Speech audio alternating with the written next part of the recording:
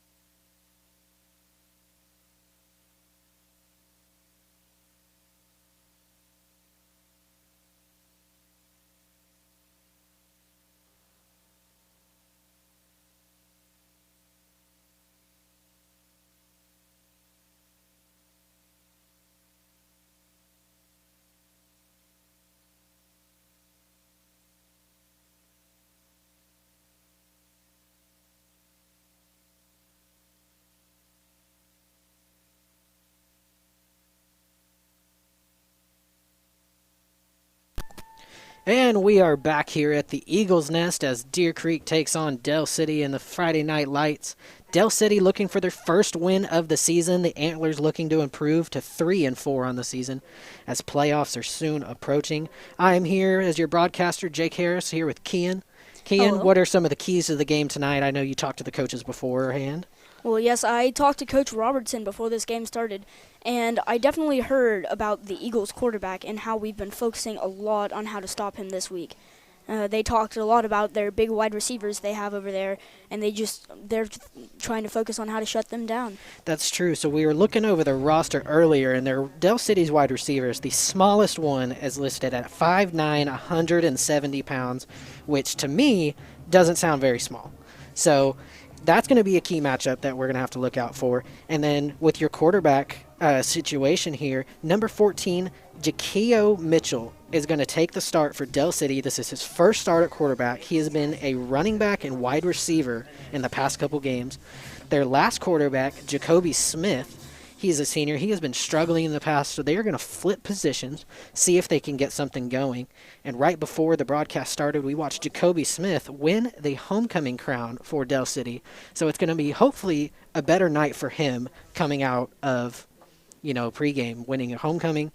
And that's going to be interesting to see, flipping those positions. The quarterback is a very sought-after position. You got to have your eyes on the field.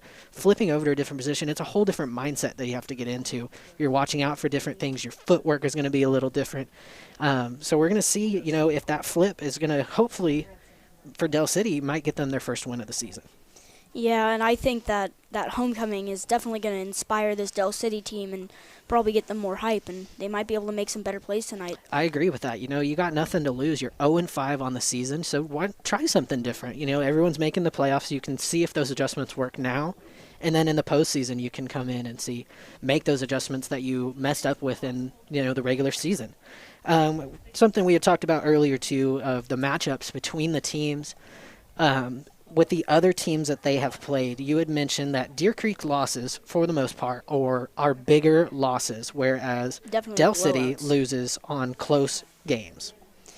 They've only had, out of their 5 losses, only 2 of those have been more than 2 possessions, and one of them was 9 points. So basically 1 possession, just a field goal away. Yep, so we compare some of these teams they've played. Deer Creek played Stillwater back on September 25th and dropped it 63-16, but Del City played them the next week and only lost 48-27. So, a key possession here or there, and that score's a little closer. As we look down at some of the other key matchups, Deer Creek dropped one to Putnam City North, 35-14. Del City last week held them 10-6. So that's another key possession. A missed field goal, it'd be 10-7. Certain things go in different ways. Del City could have 2 or 3 wins on the season here. And Deer Creek also, they could be the team that's 0-5. And the biggest game I really wanted to focus on was that Midwest City comparison, because last week Deer Creek played them and dropped a big one, 53-0. But when Del City went to play them, it was 19-10. Yep, and last week watching Deer Creek struggle against Midwest City, one of the keys that we had discussed coming into this is yards after contact for the defense of Deer Creek. Deer Creek seems like they would get a touch on the guy running up the middle, and then he wouldn't go down for another 15 or 20 yards. And it wasn't like he was dragging the player with him. It was like our player just bumped against him and then fell over, and it took the fourth, fifth guy even to tackle him most of the time. So I'm assuming that we definitely focused a lot more at wrapping up during practice this week, because last week I could just see us just trying to get big hits instead of wrapping up and taking them down.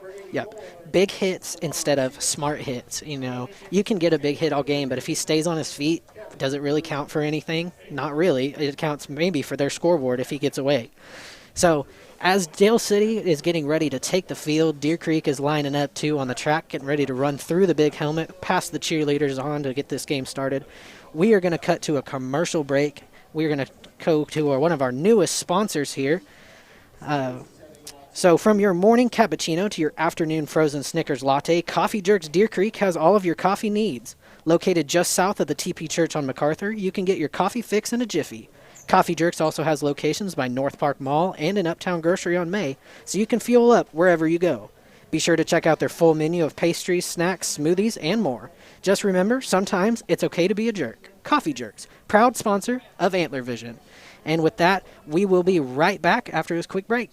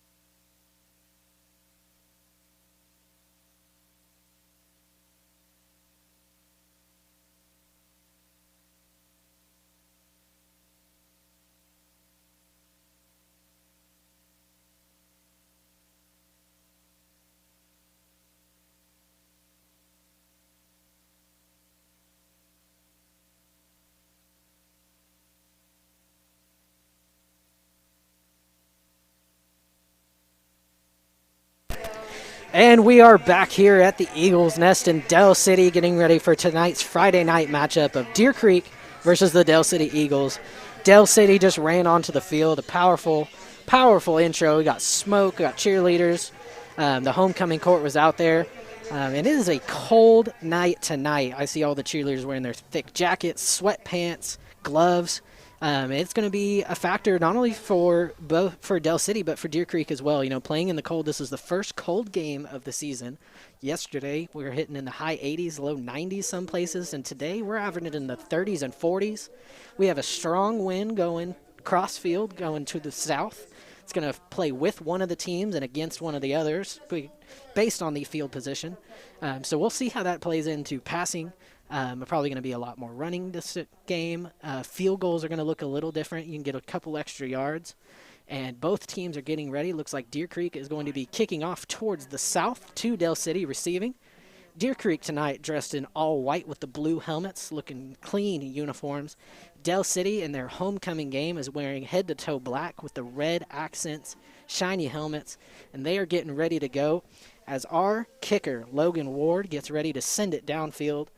During the pregame we were watching him, he was kicking 55, 65-yard field goals just to warm up. So will be a good performance from him tonight as he gets ready to send it into action. And we are here at Del City as the kickoff is about to launch, and we are live. Here we go. Ball sends it deep into the end zone, catching it 2 or 3 yards back. Going to have a touchback as Del City gets ready to take the field for the offense today. And Jakeo Mitchell taking his first start at quarterback.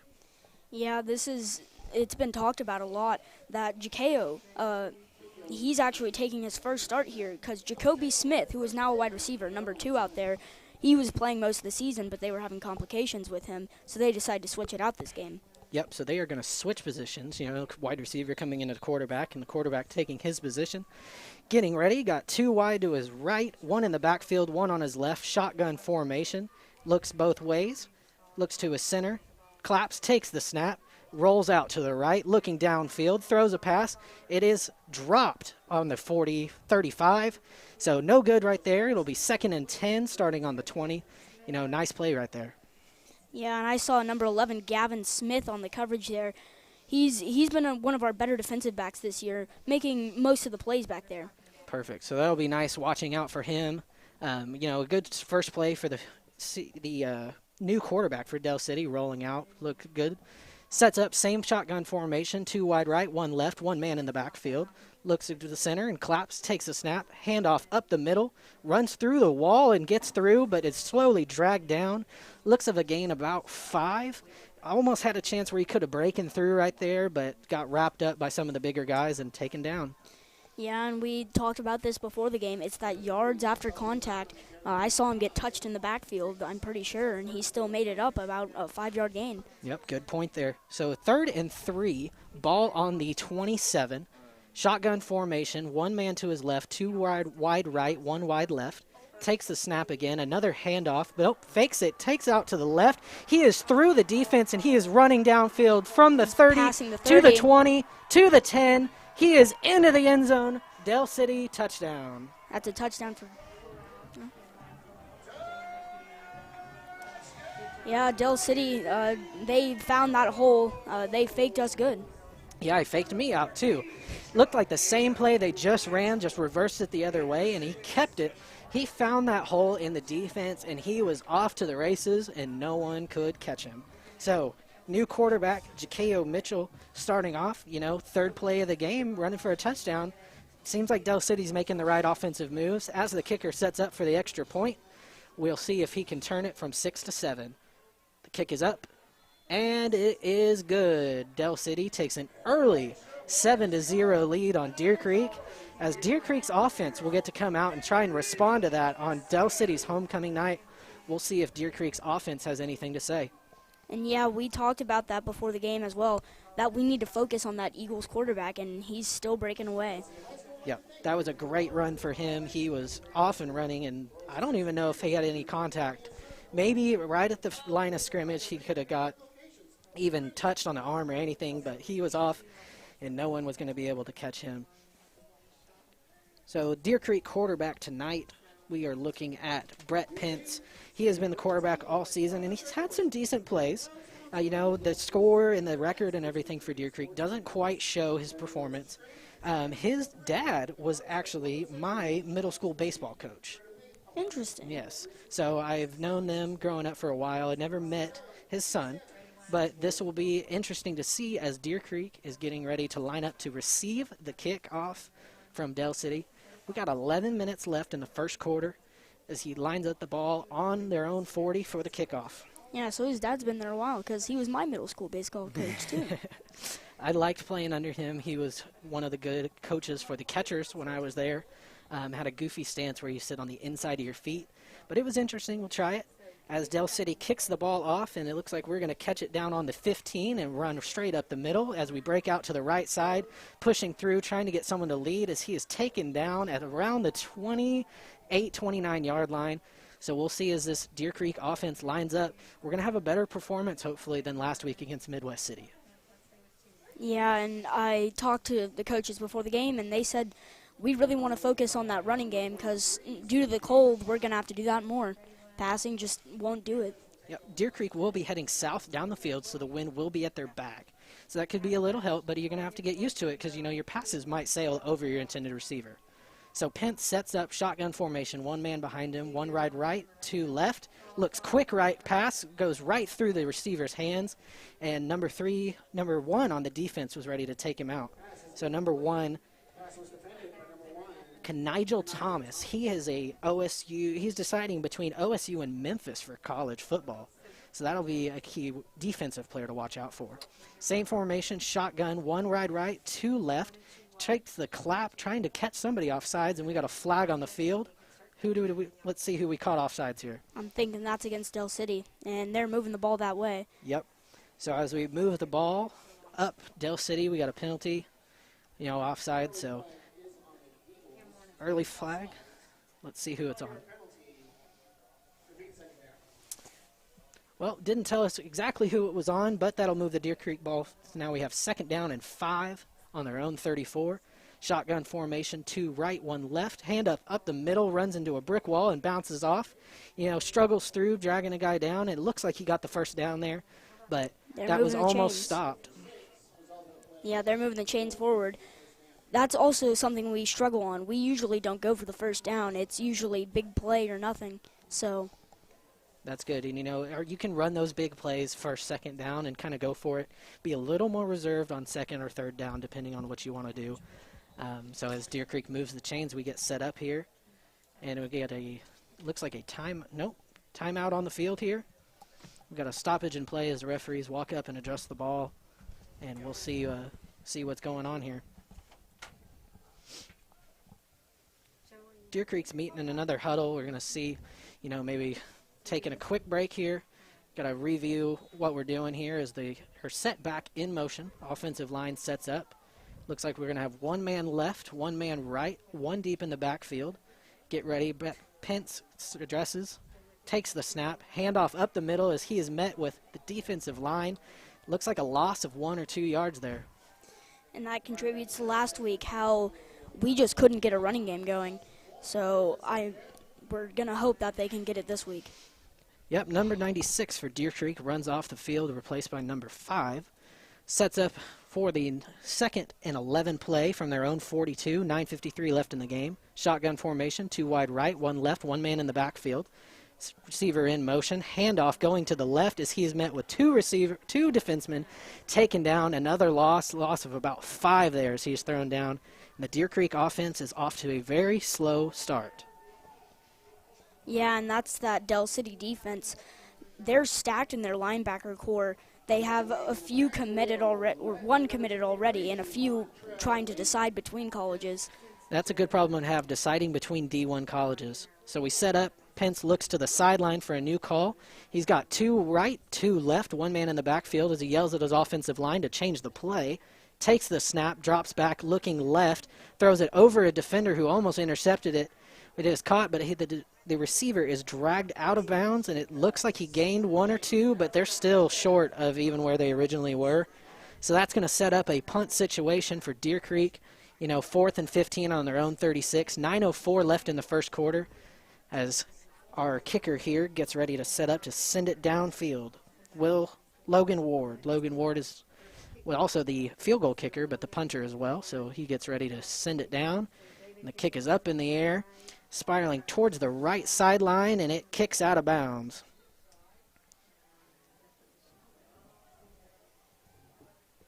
Del City, taking the ball now, going to get ready to set up here on offense. Strong first drive, the new quarterback getting ready. Jakeo Mitchell took it downfield in 3 or 4 plays.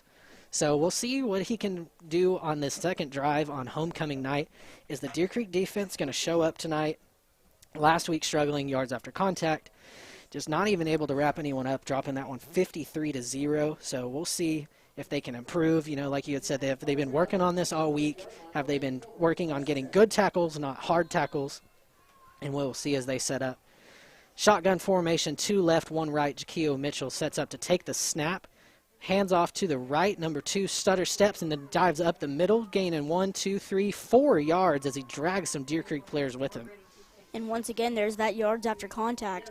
Hit in the backfield, and he's still able to truck forward for another 5 yards. Yep, not only trucking forward, pulling the guys with him, too. It's not just he's not getting wrapped up. They're wrapping up on him and just not bringing him down. Like we said, Del City is going to have some big players on this team. It's going to be hard to take them down. Shotgun formation, 1 man on his right, 2 wide right, 1 wide left. Getting ready to take the snap. Receiver in motion. High snap. Handoff to the left side. He jumps outside of the hash marks and comes back inside. 4, 5, 6 defenders wrap up on him and finally are able to drag him down. That's going to be a key play. We're going to keep coming back to it. Yards after contact. I counted 4 guys had gotten contact with that receiver before anyone was able to wrap him up and take him down. That's been most of the struggles for Deer Creek this year, their yards after contact, so we're definitely going to be bringing that up a lot. Something I've noticed, too, these Deer Creek guys are tackling high. They're not going low for the legs that could trip him up even. So shotgun formation yet again. A man on his left, 2 wide right, looks at his offensive line, takes the snap, handoff up the middle, bounces out to the right side, inside the hash marks, and he is off to the races. He breaks 1 tackle, breaks 2 tackles, down at the 30-yard line. If he had broken that second tackle, there was no one left to stop him. Yeah, once again, that yards after contact. I saw him hit in the backfield. I saw him hit when he was further on, and he was able to break that tackle. We just have not been able to wrap up. That's right. Bouncing to the outside, there's a big hole there for Deer Creek, and they have been exploiting it. So we are set up 7:30 left in the first quarter. 1st and 10, 7-0 Del City. Ball is on the 30-yard line. Shotgun formation yet again. 1 wide right, 2 wide left, 1 man in the backfield. Looks both directions, claps for the ball. Ball is snapped high. Handoff up the middle. Running out to the hash marks. He keeps the ball for himself, and he is taken down at about the 23-yard line. So quarterback keeping the ball. They're faking that run, handing it off in the backfield, and you're not sure who has it. 1 man going wide right, the other one going right up the middle, and they're gaining some yards. Yeah, that fake has been fooling even us, and they've just been gaining yards after yards of it. Yep, Jaquio Mitchell is showing why he should be the new quarterback for Del City running it here on their homecoming night. He's definitely got the legs for it. Yes, he does. Shotgun formation, 1 left, 2 wide right. High snap again as he rolls out to the right, looking downfield for a receiver. Most guys are covered, but he launches it to the end zone, and the ball is short, so that will bring up 2nd down. Deer Creek had some good coverage there. He didn't really have anyone open, but he didn't throw the ball far enough to get to a receiver even if he wanted to.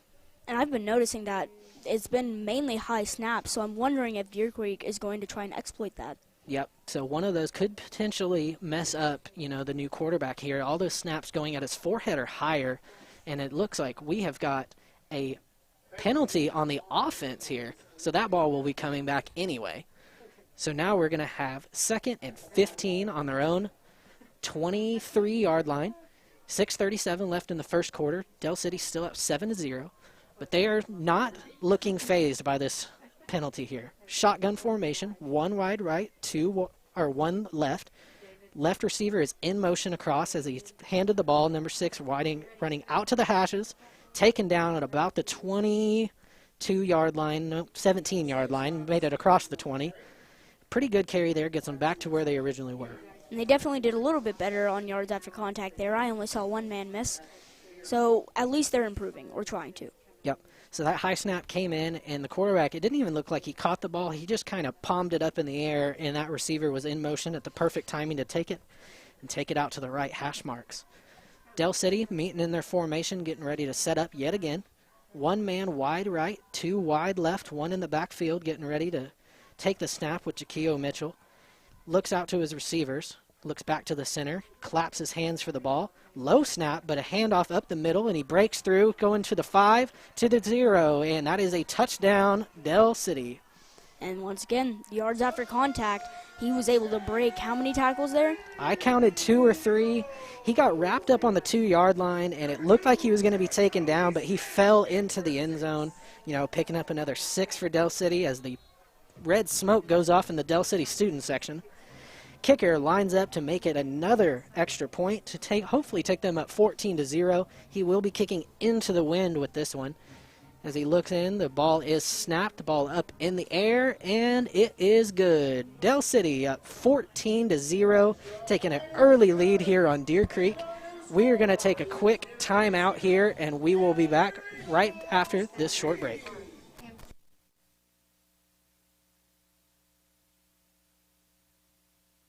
Dreams. Whether your dream is a new home, a new business, or life well lived, realizing a dream is neither accidental nor static. We believe investing in dreams is more than a nice idea. We believe you deserve a financial partner who believes in you. Brought to you by Kirkpatrick Bank. Home loans, business banking, wealth management, member FDIC, equal housing lender. Visit us at kirkpatrickbank.com.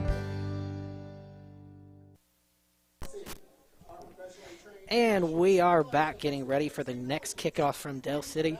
Again, taking an early lead, 14-0 over Deer Creek. 5:35 left in the first quarter. Del City looks like they've been fired up by their homecoming night. They finally got something underneath them. And then along with that homecoming, there's also the intimidation Deer Creek must be feeling. They have never beaten Del City. That is true. So Del City started playing them about 4 or 5 years ago and have dropped the ball every time. Usually, before that, we'd meet them in the playoffs, but now we're meeting them in the regular season. Del City, beating Deer Creek every year, but they're looking for their first win of the season, so they're going to get fired up here on homecoming night, trying to get their first win for those seniors. The ball is kicked off, going down to about the 15 where it's received on the run, cutting up the middle out to the left hash mark, which is wrapped up and taken down about the 30-yard line. Deer Creek offense coming back out, hopefully to get something going. Looks like the only forward possession Deer Creek has really had tonight was going to be that penalty, getting 5 yards on the defense being offsides. Yeah, they've relied on penalties for a lot of the year, just trying to get the other team to jump off sides. True. Pence sets up in the shotgun formation, 2 wide right, 1 left, 1 man in the backfield. Claps his hands trying to get an offsides from Del City and doesn't get it. Looks back to the sideline as he calls for an audible on the offensive line. Sends another receiver out to the right. Snap is up. He drops back looking left for a deep ball. He's got a receiver open who dives for it and misses the ball. That was a great thrown pass, but couldn't quite get his hands on it. And that was number 1, Javion Jones, who's coming back from an injury. So we'll see how he does this game. The 5'11", 175 junior, so listed there, diving out. If he would have caught that ball, he might have been able to break through the defender, but we'll never know. Pence sets up in the shotgun formation yet again, 2 wide right, 1 left, 1 man in the backfield directly behind him. Receiver in motion across, fake handoff up the middle where he is met with 2 defenders who take him down.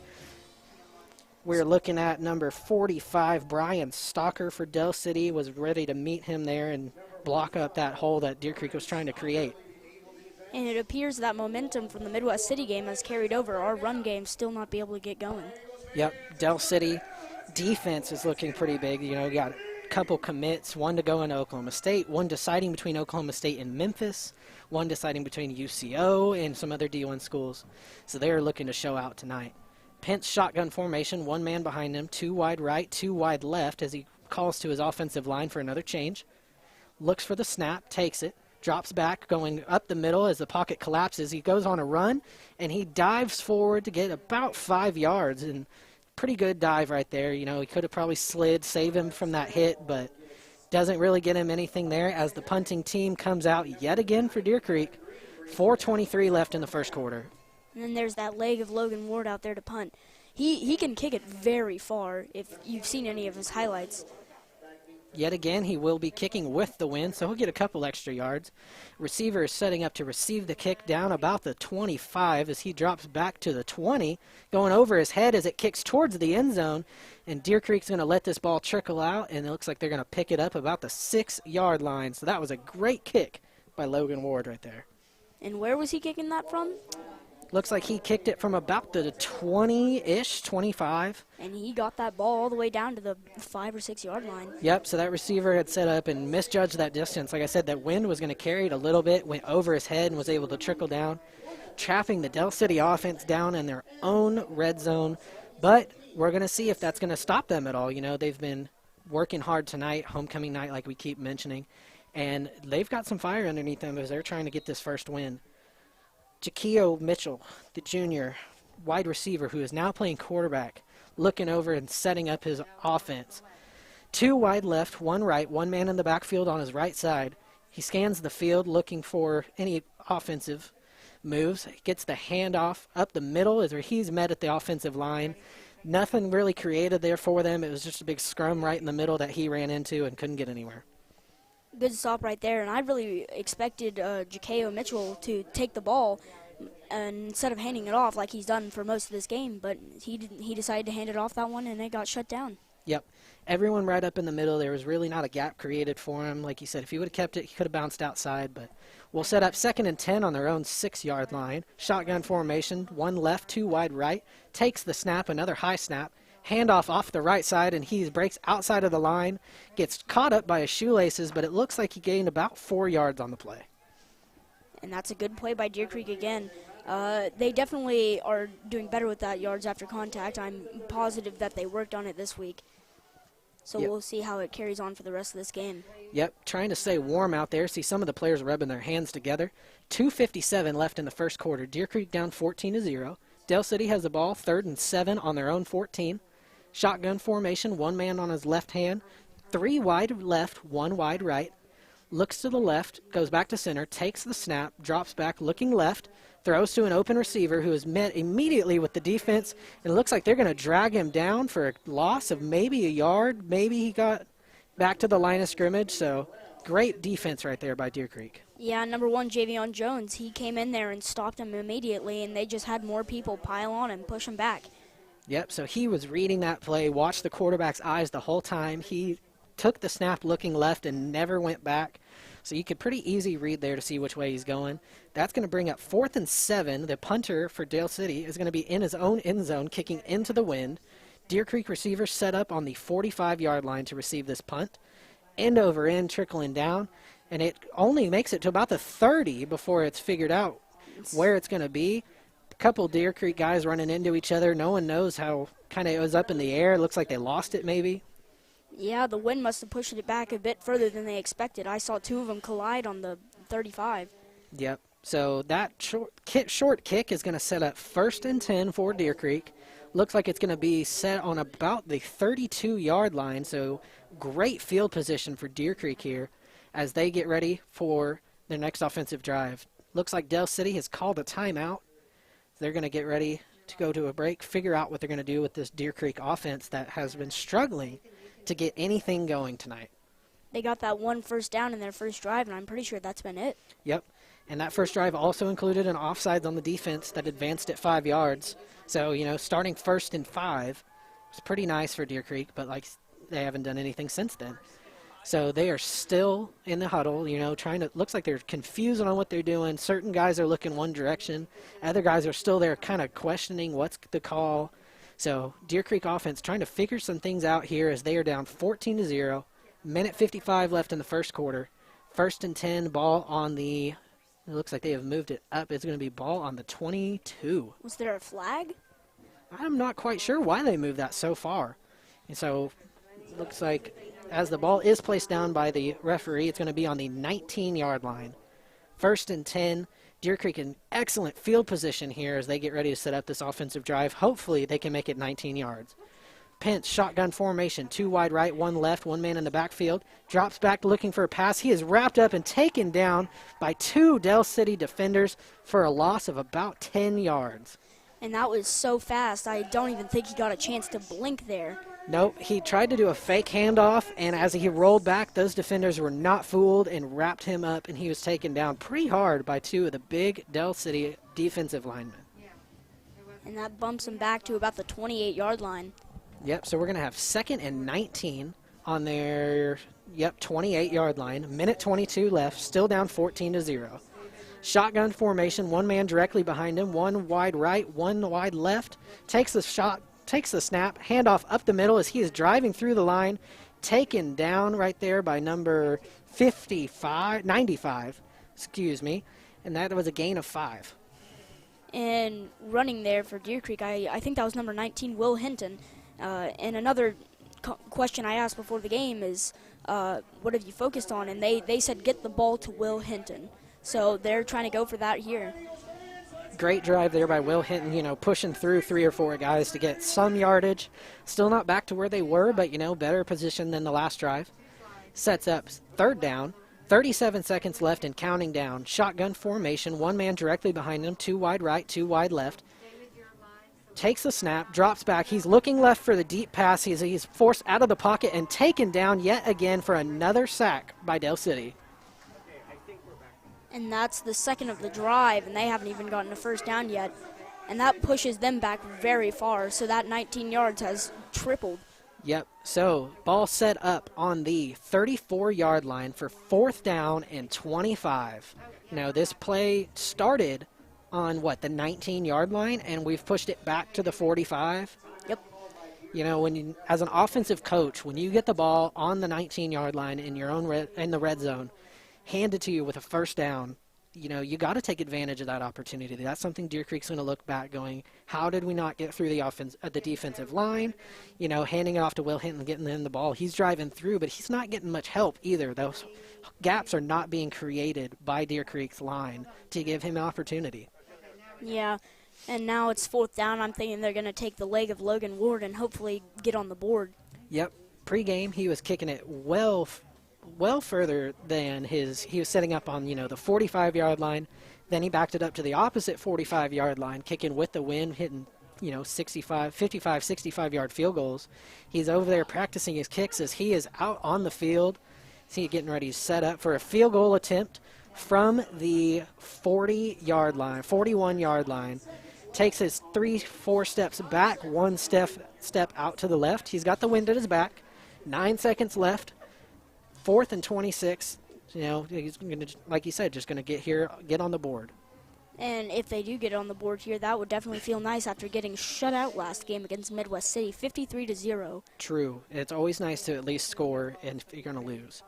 So the snap is out, the kick is up, and it is low, and it looks like it missed left, and it is no good. Deer Creek still scoreless here in the first quarter versus Dale City. And I can imagine that must hurt, getting so close but just hitting it a bit low.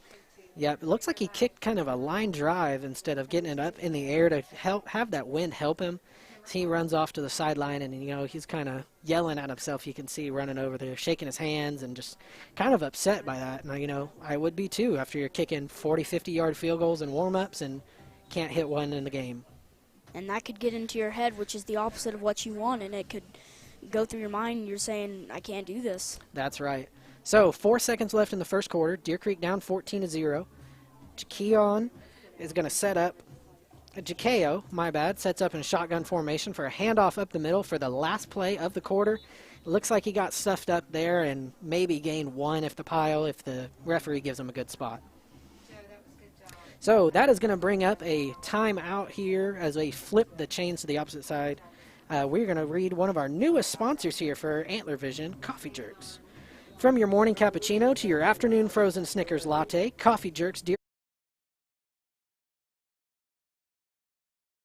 can get your coffee fix in a jiffy. Coffee Jerks also has locations by North Park Mall and in Uptown Grocery on May, so you can fuel up wherever you go. Be sure to check out their full menu of pastries, snacks, smoothies, and more. Just remember, sometimes it's okay to be a jerk. Coffee Jerks, proud sponsor of Antler Vision. Raising Cane's. The best chicken finger meals are served hot, fast, and fresh just for you, and that is exactly what you get at Raising Cane's Chicken Fingers. Restaurants are open and ready to serve you through our drive-thru. One love. Deer Creek offense unable to do anything as they are set up on the 19, lose about 30 yards. The field goal and can't get anything done. So Jakeo Mitchell for Dell City. First start, homecoming night. Wide receiver is able to stay on his feet most of the time running up the middle. We'll see what he can do here on his third offensive drive. Starting off the second quarter, shotgun formation, 1 right, 1 left, 1 man in the backfield right off his right hip. Sets the left receiver in motion. Handoff up the middle to the man in the backfield as he jumps over the pile and makes it down to about the 26, 27-yard line. We'll see where they spot it. But that was a nice jump. Yeah, that was an impressive play by that running back. He leaped over about 2 or 3 guys. Yep, so they kind of tripped over, looks like the lineman kind of tripped over each other, and he was able to it wasn't even phased. He jumped right over him and got another 2 or 3 yards. Setting up 3rd and 2 on the 33, on the 27.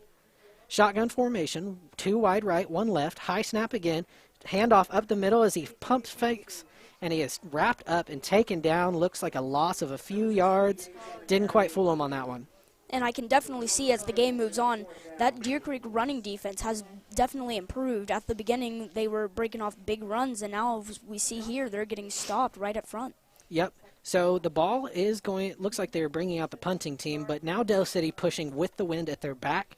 So we might see some more passing here in the future as they set up to punt the ball away. Deer Creek receiver down about the 42-yard line, ready to receive it. Hopefully it doesn't go over his head like Dell City had. High snap as the punter jumps up to catch it, kicks it downfield, catched about the 35, but there is a flag on the play back at the line of scrimmage. I saw it as soon as the play started, so we'll see what this is. Yep, I think they probably could have called that play off right before, but we'll see what's going on. Both teams changing our offenses and defenses out as the referees meet to talk about who it was, and we'll see from the head referee what the official call was. Looks like it was going to be an offsides call on the offense, on Dell City, the kicking team. That's a false start. False start, my bad. So it's going to bring up a pretty good field position for Deer Creek yet again, but now this time they're going the opposite way on the field, so the wind will be in their face.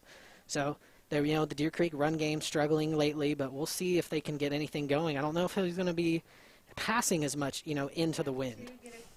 Yeah, I can definitely see that passing against that wind. We saw one of the Dell City punts earlier and how far back it got pushed. Yeah, the receiver to catch that was back, 30 yards behind where the ball actually landed. Pence sets up, shotgun formation, 1 man behind him, 1 left, 1 right. 10:42 left in the second quarter. Handoff up the middle, he drives through, gets maybe 2 or 3 yards on that play. And there's that run game that they're trying to improve. And, they want to get 3 or 4 yards of play, so they're doing just that, if that's the goal. 10:26 left in the second quarter. Deer Creek down 14-0. 2nd and 7. Ball on the 44-yard line. So they're looking to the sideline, trying to get the play here. It looks like they're all kind of talking. I don't know if they're confused or what. It seems like certain players know what's going on, and others it's going to take a second for them to figure it out. Shotgun formation, 2 left, 2 right, 1 man in the backfield, 2 yards behind the quarterback. Handoff up the middle as he jumps out to the outside and is dragged down. That one defenseman got his arm on him and took him down. And that could have been a touchdown play. All he needed to get out of it was that one guy who made an excellent stop, diving out and catching him with his arm. Yep, caught him, and it looked like his left arm and just dragged him down. But brings up another play for the Deer Creek offense. So we'll see 3rd down and about 7 yards to go. Another shotgun formation, 2 left, 2 right, 1 man in the backfield. Looks ready to take the snap as he drops back, looking right, forced out of the pocket, and he is dragged down for another Dell City sack. 3rd sack of the game right here. Yeah, and Brett Pence can probably feel that already. He's getting beaten down in that backfield. He's not getting much help from his offensive line. They're breaking through. He's looking for that pass, but the pocket collapses around him while he's looking, and I just don't think he has the time to kind of readjust as our punter comes onto the field. Send another one downfield, this one into the wind. We'll see how strong his leg is. That receiver is set up on the 25. Punt is fumbled a little bit and kicked straight out of bounds. That snap looked like it came off weird, sideways almost. Yeah, he kind of had to shift his body a little bit in order to get in line with that one. Yep, kind of snapped it out to his right, but even the ball looked like it was floundering sideways. It was not a great snap, not a great kick, so that's going to give Dell City some pretty good field position here. Our offense has been hot today, and I think it's going to keep up. But the past 2 drives have been a stop. Deer Creek is hoping to replicate that. So that Deer Creek defense is going to come out and see what they can do to try and shut down this Dell City offense. And that new starting quarterback, Jakeo Mitchell, his first 2 drives were excellent, but the next 2, they just got shut down in that running game. Yep. He's got the wind at his back, so hopefully we'll see some passing out of the new quarterback today. 14-0, Dell City is up. 8:50 left in the second quarter. 1st and 10 on the 37. Shotgun formation, 3 wide right, 1 left, 1 man in the backfield on his left hip. takes the snap, and he takes it himself up the middle, bouncing out to the outside as he is run straight into the defender. Number 11, Gavin Smith, taking him down. And even in this second quarter, his legs are still fresh, able to gain 9 yards on that play. You know, they teach a lot of quarterbacks when you're running through, you got to slide. Don't take that hit, but the quarterback here is a wide receiver, so he's used to being hit. So he looked like he lowered his shoulder, just tried to truck through Gavin Smith there. Didn't get anywhere, but it does bring up 2nd and 1 on the 37-yard line. Shotgun formation, 3 wide right, 1 left, 1 man on his hip at his left. Takes the snap, handles it himself as he follows that guy on his hip, and he is wrapped up at the line of scrimmage and taken down. Another stop for Deer Creek defense. And they tried to do that same play, but Deer Creek was ready this time, and they were able to hit him in the backfield. So the play sets up. He has the man in the backfield right off his left hip. It looks like they could snap it to either one. And he acts like he's handing it off to the dude on his left, and the guy on his left becomes the blocker and runs right up the path, and he follows him. Pretty nice play. You know, that's the 2nd or 3rd time in a row they've run it. I think Deer Creek's catching on, but the first drive they did the same thing. They just reversed it to the other side, broke through, and took it for a touchdown. 7:50 left in the second quarter. First and 10 on the 36, shotgun formation, 2 wide right, 1 left. 1 man at his hip again. Hand off to the guy on his left as he runs into the line of scrimmage but is dragged back down. You know, forward motion, he's going to get maybe a yard. Yeah, that Deer Creek defense, they've definitely been improving on stopping that run game. Once again, he's stopped after maybe 1 or 2 yards. So number 60, Cyrus Shining for Deer Creek. Interesting spelling on the last name there. He was ready to wrap him up, and he looked like he kind of read that play out there, kind of trying to hype up the Deer Creek sidelines looking at him. Del City, shotgun formation, 1 man on his right, 1 wide right, 1 wide left, getting ready to take the snap. Left receiver in motion up the middle, tosses the ball to him as he breaks out to the outside to the hash, dodges 1 defender, dragged down by number 44 by Deer Creek. And that time, Deer Creek couldn't get to him in the backfield, and he was able to break out to the side and gain a few extra yards. Andre Bruner for Deer Creek defense trying to take him down. The 5'8", 200-pound sophomore. He had him wrapped up, but he was dragging him for another 2 or 3 yards, and it looks like we've got a Deer Creek player down on the field, so we will take it to a quick commercial break, and we will be back right after this at Del City Football Field.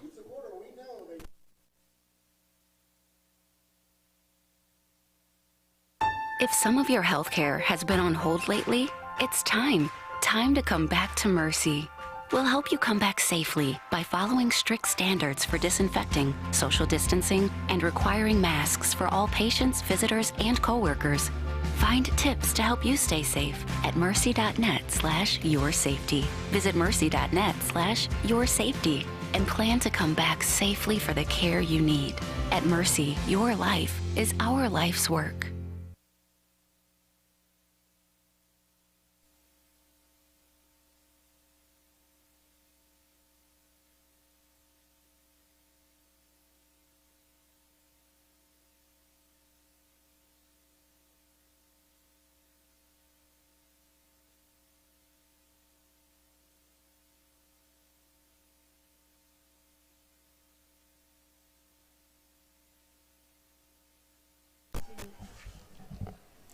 And we're coming back from that commercial, and we have Sonic.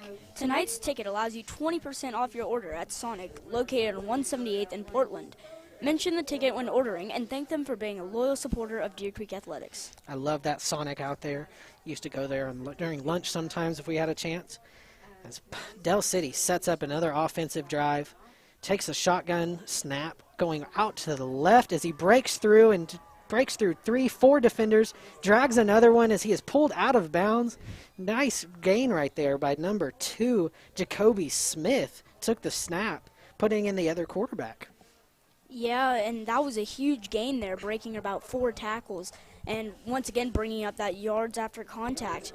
They're just breaking tackle after tackle, and it's just they can't be stopped. Yep, the Del City homecoming king coming back in to reclaim his throne as quarterback of the Del City Eagles.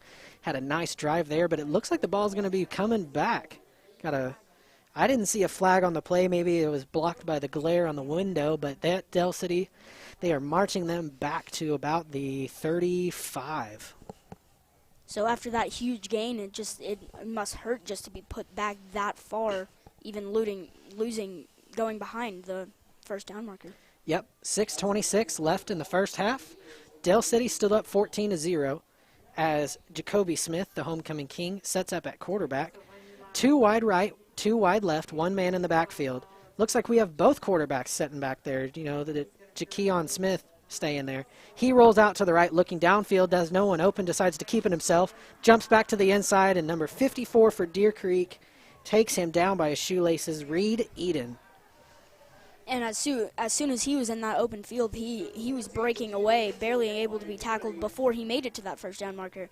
So Dell City subbing in Jacoby Smith. They are putting them both in the backfield. Looks like they could snap it to either one. A dual threat, 2 quarterbacks in the backfield. You know, you could snap it to each one and throw either way. And I don't think I've ever seen that before, a dual threat quarterbacks. I have not seen that. Jacoby Smith set up to take the shotgun snap, runs right up the middle to get that first down, pushes through, gains about 3. He only needed 1. That'll set up first down on the 20-yard line, maybe the 19. It depends on the generous spotting here by the ref. He doesn't get the generous spotting, so it's going to be on the 21. First and 10, 5:39 left in the half. Dell City still up 14-0. And like you said, you know, setting up 2 quarterbacks in the backfield, that could be treacherous for defense. You know, either way they roll out, they could have it on their dominant hand. So both quarterbacks in the backfield, 2 left, 1 wide right. Looks like Jacoby Smith is going to be set up not to take the snap, but he is handed off to him as he breaks out to the left hash marks, pushes through 3 defenders, cuts back across the field to the right hash marks. Yet another Dell City touchdown. And he broke 3 tackles there, and it's just the fact that as long as he can get out of those and he makes it in the open field, it was just an easy touchdown for him. Yep, Jacoby Smith and Jakeo Mitchell set up in the backfield. Looks like either one of them could take the snap. Right as the snap is off, they shift to where one of them is the set quarterback, hands it off to the other, you know, runs out to the left, breaks 3 tackles, comes back to the right, all the way across the field for a Dell City touchdown. Kicker is going to set up here to see if he can send one in for an extra point, as it is almost blocked by Deer Creek. But it is good. 21-0, Dell City. Yeah, on that play, Deer Creek just forgot their coaching. They just didn't wrap up on any of those attempted tackles. Nope, he had one guy go for his feet, didn't quite get it. One guy looked like he got wrapped up, but just couldn't get his hands completely around. Juked out the third one and cutting all the way back across the field. Nice run there for Jacoby Smith. You know, he didn't get the quarterback start of the game, but I think he's wanting that ball back. You know, he's had a rough start going 0-5 on the season. They want to make a change, and he says, no, you shouldn't. You should put me back in there. You know, I won homecoming king. Let me win my position back. And he's proven to Dell City that he should be quarterback. And those quarterbacks, both of them have just been tearing up Deer Creek's defense today. I think all of the touchdowns are those quarterbacks. Yep. They have been keeping the ball to themselves or, you know, running it and doing very well, you know, not really utilizing those receivers very much. I haven't seen many of them get open. The Deer Creek defense on the wide receivers is doing excellent. You know, they're rolling out. They are getting time to look downfield, so that's something that Deer Creek is doing well here. And I haven't seen very many pass plays from Dell City. I'm thinking Deer Creek has doubled their amount of passes. Yep. I would say that's probably pretty accurate. So Dell City sets up to kick the ball downfield, setting it up on the 40. The receivers got guys down on the 5, guys down on the 20, and some down on the 45. You know, Dell City has the wind at their back, so I could see this one going down towards the end zone. Dell City sets up to kick it off as the ball rolls off the tee as they set up, so we're going to come back and reset this ball. You know, right as he started to run up, that ball fell and kind of looked shocked at it of, oh, no. Well, yeah, that wind, that's brutal out there. I'm going to check the forecast really quick to see how fast that's going. Yeah, the flags are blowing pretty strong. They're staying pretty straight for the most part. Like I said, going north to south winds. Here we go, setting up for the kick yet again as he points to each side and sends the ball downfield, side over side. Caught, nope, bounced over his head, caught about the 10 as he circles back around and runs and is pulled out of bounds at about the 22-yard line. Looked like he was going to catch it, but he let it fall in front of him, and it bounced over his head. Got a late start on that one, had to spin around a defender, but dragged out of bounds. I think that kind of worked in his advantage there, as it gave his blockers time to open up a hole there, which he almost made it through. Yep, he did. Could have run down the sideline as Deer Creek offense back out, hoping to get something going, trying to get something on the board for the second week in a row. Dell City up 21-0, 5:03 left in the half. 1st and 10 for Deer Creek on the 23-yard line. Shotgun formation yet again. Pence set up, 1 to his left, 2 to his right, 1 man behind him. Receives a snap, handoff up the middle as he runs into the defensive line, wrapped up, maybe a yard. Just not an effective play. Yeah, and that forward progress saved him from a huge loss there. And I think they're showing that there was no gain on the play. Yep, no gain. Number 90, Kevin Green for Dell City, was right there ready to wrap him up. Number 11, Jaden Foreman. That was one of the key players for Dell City to watch out, the Oklahoma State commit. Pence set up, shotgun formation, 3 wide right, none to his left. Fakes the handoff, and the pocket collapses. He rolls out to the right hash, throws it downfield. No receiver there as he throws it away into the Deer Creek sidelines. Yeah, and thrown against that wind, it's just a tough decision there. Yep, he had 2 guys hot on his heels as he was running out. Just couldn't find anything and didn't want to take a big loss. Throw it away. Smart play by the quarterback, but unfortunately doesn't gain anything. And he's been being hit in the backfield all night, probably feeling that. Yep, no help from his offensive line. That cold out there is going to be hurting him. His hands are probably freezing. Looks like he's got 1 glove on, not on his non-dominant hand. He's got some sleeves, but he's out there. You can see some of the players rubbing their hands together, just trying to keep that warmth in there. Yeah, and it feels like a cold 37 degrees out there. We're getting our first freeze of the year. Yep, and each day is going to get colder and colder, and the game is going to get a little colder as the night goes on. Looks like there was a penalty on the play. Referees are talking and discussing where it's going to be put, and we are bringing it back 5 yards. They're counting it out. The referees are now confused on who they're talking to. The white hat referee is kind of giving the what's going on. As they move it back 5 yards, offensive penalty there. Sets up 2nd and 15 yards. 4:26 left in the half. Deer Creek down 21-0. Pence sets up, shotgun formation, 1 wide left, 2 wide right. Drops back, he's looking right, forced out of the pocket, running to the left, cuts back to the inside as he is wrapped up and taken down right there by the big defensive line of Dell City. And Pence tried to keep that one to himself, which I'm a little surprised about with how much he's being hit tonight. And he lost a few yards on that play. Yep, number 84, Savon Cephas for Dell City, ready to wrap him up. He wasn't going to be able to get around him. He was out in a defensive formation, just ready to take him down. It looked like a wrestling stance almost. Sets up 3rd and 15 for Deer Creek, 3:52 and counting down. Shotgun formation, 2 left, 1 wide right, 1 man in the backfield. Takes the snap, rolls back, looking right for the pass, holds on to it. Pocket collapses, and he is taken down. Another sack for Dell City. And that makes 4 for the night, and he's just getting hit over and over and over. Savon Cephas bouncing around. He is hype, taking down the quarterback yet again. Looks like the punting team back out for Deer Creek. They're getting just as much action tonight as the offensive line. And it looks like we're going to get a timeout here on the field. Yeah, that entire pocket collapsed right there. There was nowhere for him to go. Nope. Wrapped up, taken down. Fourth or 5th sack for Dell City tonight. That defensive line is ready to take them down. With a timeout, we've got a sponsor break. Turn that vanilla latte to pumpkin spice this season at Coffee Jerks Deer Creek. Cold brews, cinnamon rolls, breakfast burritos, and more. You can satisfy all your cravings in one convenient location. If you're out around town, Coffee Jerks has locations at North Park Mall and Uptown Grocery on May. You're never too far away from a great cup of coffee. It's okay to be a jerk. Coffee Jerk, proud sponsor of Antler Vision. Slow showing by the Deer Creek offense. Something that happened last week, failed to get on the board versus Midwest City. This week, Dell City looking like they're going to fail to get on the board in the first half here. And Deer Creek, I'm betting their goal right now is just focus on getting on the board. They don't want to get shut out for 2 weeks in a row. Not even so much as getting on the board right now. I think the coaches are going to be saying, just get the ball moving forward. Get the ball going. We've been gaining 1, maybe 2 yards, and it's because we're getting wrapped up and falling on it. And where's that breakthrough play of getting to the outside and gaining 4 or 5? Get some momentum going for Deer Creek. Kicker Logan Ward setting up to kick it away from the end zone line as the snap is rolled to him. Nice receiving there as he kicks it downfield to about the 45. Del City takes it and runs it up the field. Deer Creek was not ready to tackle as he is wrapped up and taken down at the 25-yard line. Yeah, I definitely was not expecting him to take that ball and run with it, and I don't think Deer Creek was either, as he gained maybe like 20 yards off of it. So bad snap as Logan Ward sits down like a shortstop to receive that ball, gets the punt off quick, which was good. And it was up in the air. Everyone's kind of looking for it. Deer Creek was thinking that Del City was just going to let it go.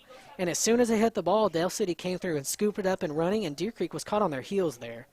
Sets up 1st and 10 from the 25-yard line. Del City, shotgun formation, 2 left, 1 right. Jaquio Mitchell set up again to take the snap. Looks left, takes the snap, fake handoff, rolls out right. He's got 2 open receivers, flips it over the line, and it is dropped by number 20. Number 28. Number 28 for Del City, Jaleen Owens, the sophomore. And I see a flag on that play. Yep, flag on the play. There's Looks like it is on Del City, so that ball's going to be coming back anyway. I think I saw holding, too. Yep. Holding on Del City. So that ball was just flipped over the line, trying to get a couple yards, and the receiver there was ready to run before the ball even got to him and just kind of dropped it right there in his lap. Sets up 2nd and 15. 1st and 15, my bad. 3:09 left in the half, 21-0. Del City, 2 wide left, 1 wide right. Takes the snap, runs to the right. He's got 2 men leading him as he is wrapped up real quick, taken down. A gain of about 2, but still behind the original line of scrimmage. And, he just caught him by the ankle. And Deer Creek is wanting to really focus on getting those guys in the backfield, because they've seen for most of this game, if they get out of that backfield, they've been going long. Number 3, L.J. Brown for Del City was there to lead the quarterback down. And he set up a nice little lane for him, set up on a defender, but, the quarterback was taken down by someone just reaching out. 2nd and 14, ball on the 30-yard line. 2 wide left, 1 wide right, 1 man to his left. Takes the snap, drops back to pass. He's looking left. He throws up the middle. He's got a man open who catches it, and it is short. The referee calls it short, but that was almost a touchdown. He had 3 defenders on him and went up over the defenders to catch it. What a nice play. And even though that wasn't a touchdown, that was still a nice catch. He went up high for it, mossed a guy, and then got hit hard and still held on to it. Yep, he came down, and it looked like he was down. They're going to mark him at the 1. It looks like the left half of his body fell on the 1. The right half of his body rolled into the end zone, so it was close. Del City went crazy thinking it was a touchdown, but they got to drive it 1 more yard. Shotgun formation, 1 wide left. Everyone else set up on the line of scrimmage. Takes it up the middle as for a touchdown by Jacoby Smith. And there's those dual threat quarterbacks again. Yep, subbing them in and out of position, sending 1 wide out left or wide right. The other one setting up at quarterback. You can set one up on your hip, and, you don't even know who they're hiking it to. You can tell from up here they're set up where it could go either way. I've seen OU run plays like that back when Blake Bell was around. Even Baker Mayfield certain times where you hike it to the running back. But now you got 2 quarterbacks out ready to get it hiked to. So the Del City kicker sends it up, almost blocked yet again, but it is good. 27-0 Del City. I can't imagine how scary it must be. You got 2 guys who can pass the ball and 2 guys who have very good legs. So. Yep. So Johnny Osborne Jr. for Deer Creek, the 5'5", 140 senior. He has been breaking outside of the line of scrimmage and jumping out that ball to try and block it. That's the second almost block of the night. 28. I think the scoreboard's wrong. But they're going to get it fixed. Certain lights are out, but they're set up. We got 2 minutes left to go in the half. Deer Creek offense going to come back out after the kick, but I don't think they're going to be able to get anything going this half. They might have to regroup in the locker room and come back out in the second half. Yeah, that 28-0, that's a big deficit for them to try and come back from.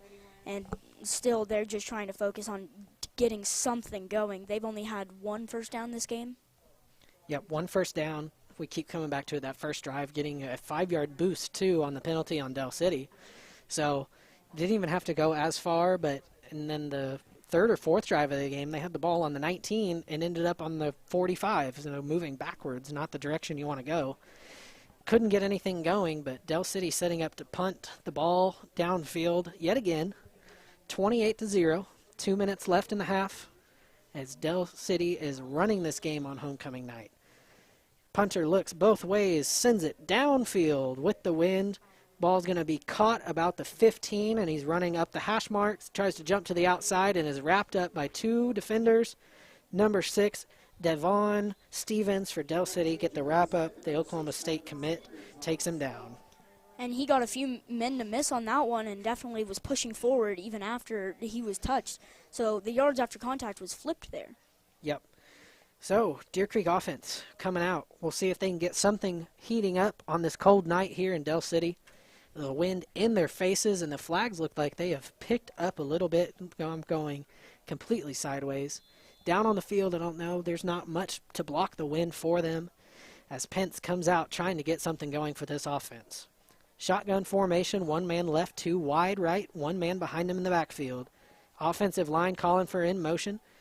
Number 30 going cross field. High snap, rolls back looking for a pass as he launches it downfield. Got a receiver falling and doesn't make the catch, but we do have a flag on the play. And that flag, I'm thinking it could be pass interference. Yep, so it looks like Del City kind of crossed him up, and our receiver was falling, trying to catch it. It looked like he was going to catch it while sitting on his butt, but couldn't quite come down with it.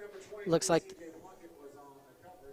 number 23, C.J. Plunkett for Del City on the coverage there, looking like he's going to get the call on him. Going to move the ball forward for Deer Creek, not as far as they wanted to go, but, you know, anything moving forward is going to be great.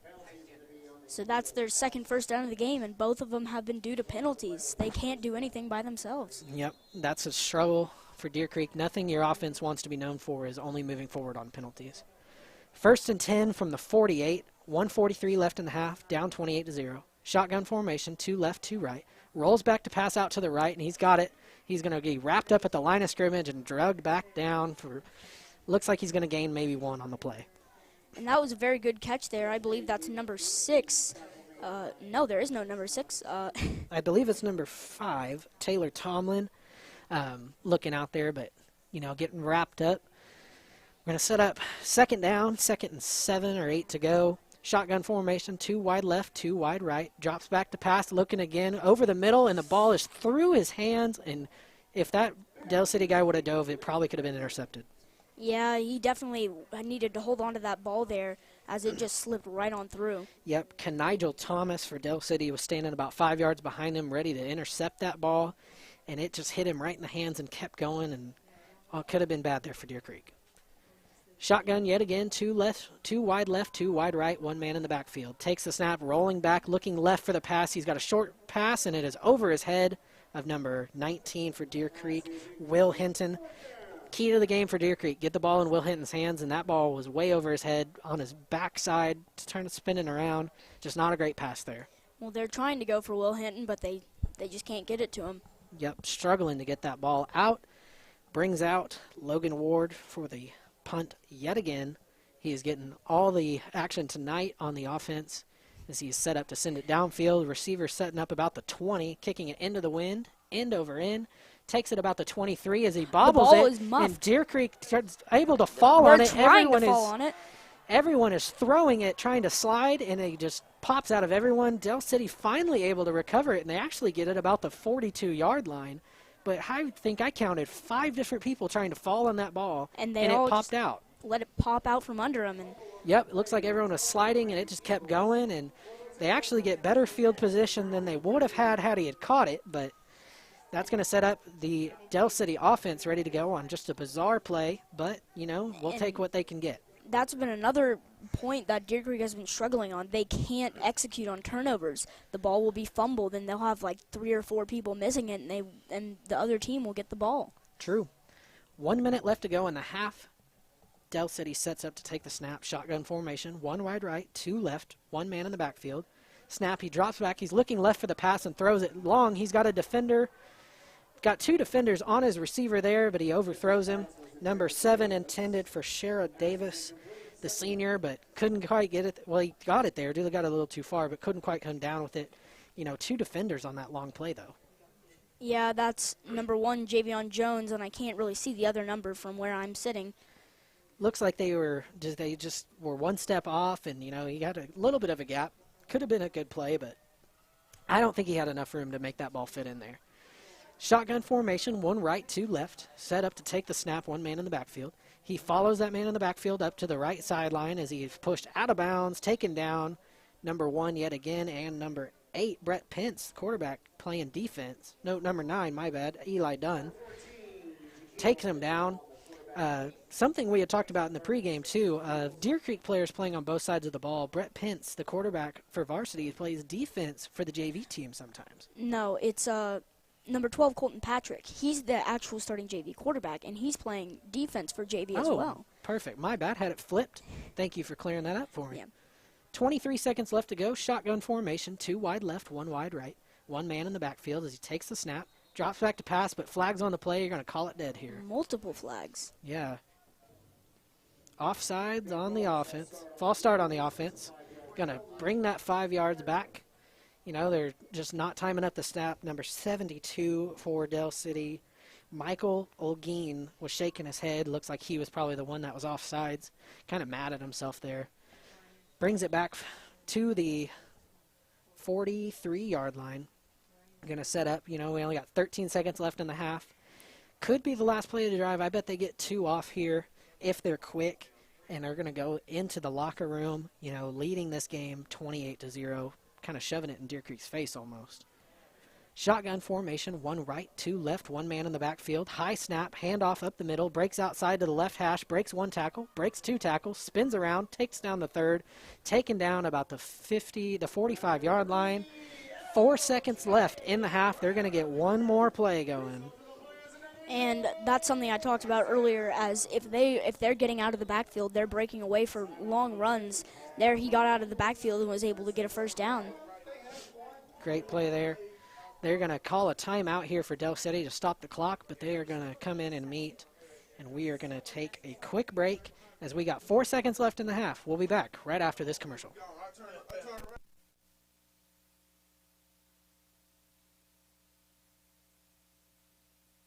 If some of your health care has been on hold lately, it's time.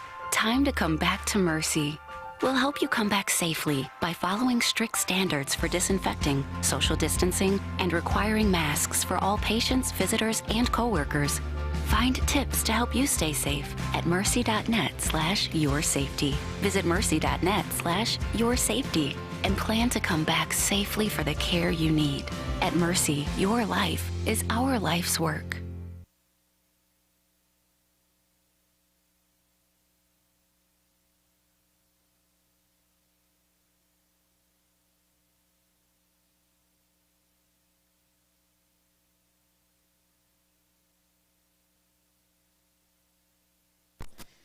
And we are back at the Eagles' Nest in Del City. 4 seconds left in the half as Del City looks to take a dominating lead into the locker room, 28-0. Setting up for the last play of the half. Setting up 2 men wide right, 2 wide left. Got Jakio Mitchell set up as quarterback. Getting ready to take the snap. He's got number 3, LJ Brown, on his right. Another flag on the play.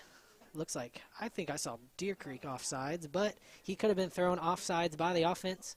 And they're saying it is. False start offense. Yep, false start on the offense for another 5 yards back. I saw Deer Creek move, but I guess I wasn't watching the right guy that was moving. Sends it back another 5 yards. We're going to have, you know, they're on the 50-yard line. They got a ways to go for first down, but last play here. Rolling back, he's got every receiver going deep. He is forced out of the pocket, sending it downfield. Big throw. He's got a man in the end zone wide open. They're going to call pass interference on that pass one. interference there. He ran right into him. Javion Jones saw the receiver wide open and ran over, threw his hands up, but, ran right into the receiver there. And that just means Del City's just trying for more points. They want to shove this down Deer Creek's throats. Yep. Had all 4 receivers running deep down the field for the Hail Mary. The pocket collapsed. They had a pressure on the quarterback, but he's able to roll through, come back up to the line of scrimmage, and launch one downfield with the wind. They're going to get 1 more play here to see if they can score anything else before going into the locker room. And that clock's showing 0, but since the penalty, they get another shot at this. We'll see where they spot the ball. Yep, still calling the play to the sidelines here as they're getting ready to mark the ball. It looks like it's going to be about the 40, maybe the 39. Oh, they're going to keep moving it. 15-yard penalty, so that's going to put it at the 35. And yet again, another free play for Del City. No time left on the clock. 2 wide left, 2 wide right, 1 man in the backfield. They're probably going to send it downfield yet again. I mean, it'd be a smart play if anything happens. Deer Creek, it's going to send it into the locker room. Shotgun formation. He claps his hands, looks back to the sideline. No snap there. Maybe hoping to get 5 more yards by Deer Creek coming off sides, but doesn't get it. Comes back to set up to receive the snap, looking both ways. Claps his hands yet again. Nothing. Claps his hands for the 3rd time. Gets the ball. He drops back to the 45 and launches it downfield. Got a man in the corner pushing back over his head. Number 7, Sherrod Davis, was set up. He looked like he was an outfielder trying to receive the ball, but it just sailed over his head. I think the wind got it. Yeah, that was just a bit too far, and it landed out of bounds. So that'll bring the first half to an end. Del City up 28-0 on their homecoming night, dominating Deer Creek right here. The offense unable to get anything going. We are going to take a short break, and we will be back with your halftime recap right here on Antler Vision.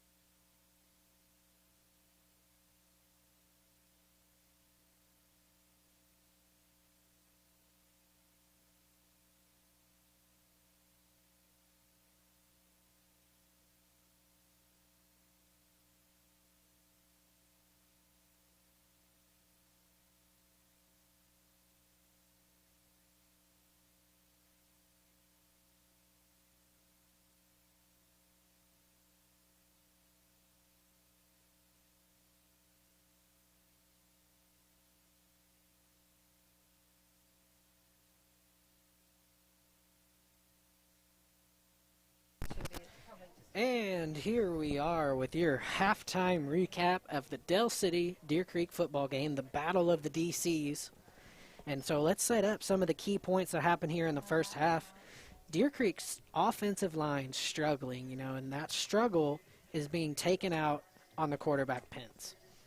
Yeah, he's been really taking sacks from that defensive lineman, Savon Cephas.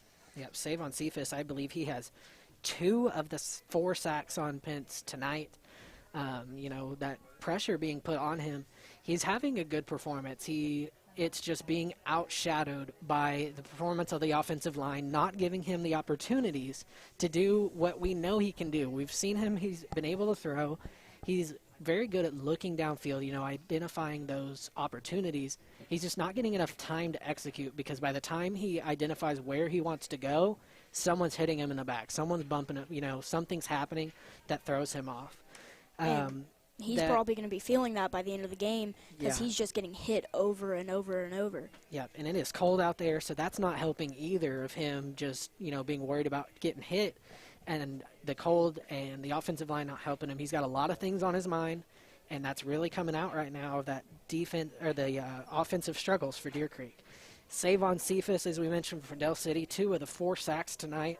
Michael Olguin for Del City as well has got some good pressure. He is one of the defensive linemen for Del City, and right whenever Deer Creek is ready to run the ball, either up the middle or off the right side, he's ready to meet him. He's standing right there looking like a brick wall that you're going to run into and you're not going to get past him. Yeah, he's been filling up most of those holes and getting probably most of the tackles that have been seen tonight. Yep, so he plays on both sides of the ball. The senior, he is making good tackles. He's identifying where Deer Creek's going to go early, and he's set up and in position. He's not being caught off guard. He's not reaching out and grabbing them with one hand. He's ready there and waiting, and it's really hard to get past someone who is set up right in front of you. Something else for the Deer Creek offense is that moving the ball forward has been coming a lot from penalties on Del City. And it's a huge problem if the only way you're getting first downs is just through penalties. I'm pretty sure both of their first downs, one of them was a pass interference where they got the first down, and the other was a offsides call? Yes. So, that moving the ball forward, and that offsides was moving it on the second or third play of the game, moving it forward, and then would immediately march back. Deer Creek had a nice punt, with the wind that went way over the defender's head and pinned him down on the 6-yard line, and then by the time Del City punted it away back into the wind, Deer Creek got the ball on the 19, still couldn't push into the end zone. They ended up losing 30, 40 yards on the play and having to punt it away after getting the ball in their own red zone. So that's just that struggle of you got to be able to move the ball forward, not on penalties. You can't rely on that. You have to be able to just get the ball running. And, they're running into that defensive line. They're running right into Michael O'Gein's arms. Try running off the outside of the line, left or right. Try going outside of the hash marks where there's not as many people. See if that changes it up. And then our kicker punter, Logan Ward, he's been getting some work in tonight as well, out there on every drive to kick the ball away. Yeah.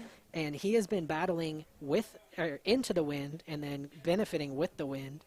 His punt's sailing way over the Del City guy's head, just not expecting it to go that far. And I think tonight, if Deer Creek offense stays the way it is, the only way they're going to get on the board is by his leg. Yeah, they're really just trying to get him within his field goal range at this point. They're just trying to get his kicks in there. And we saw pregame warm-up kicking from the 45 and then moving to the opposite 45, kicking off the logo through the field goal, making it with, I would say, easily 5 to 10 yards to spare. So, his range looking pretty good. He'll be kicking with the wind for one of the quarters. So that gives him another, 5, 10 yard benefit. So his range is extending, I would say probably to about the 50. He could accurately kick it through. Beyond that, you're pushing it. It's just one of those get it up in the air and hope it makes it. But the others, I would say he's pretty accurate. From about the 40 in, the 50 is pretty good because he's got the wind at his back. And then switching sides, we have that dual quarterback threat with Jakio and Jacoby. That's something I've never seen before. Yeah, so they have a new quarterback, Jakio, set up. Jakio Mitchell is playing his first start tonight at QB. He was a wide receiver. The former quarterback moved out to take his place at wide receiver, but after about the first drive, they moved him in as a running back, and it looks like they could snap it to either one of the quarterbacks. You don't know which one it's going to. Both have throwing ability. Both have showed off their run ability. Scoring all the points tonight has come off the back of those two guys. Yeah, and that's setting them at 28-0. So 28-0, Del City leads here. The battle of the DCs at the Eagles Nest. We got 2:44 left in the half. We will be back as Deer Creek tries to get on the board here at Del City. Get a wide shot of that. Get a wide shot.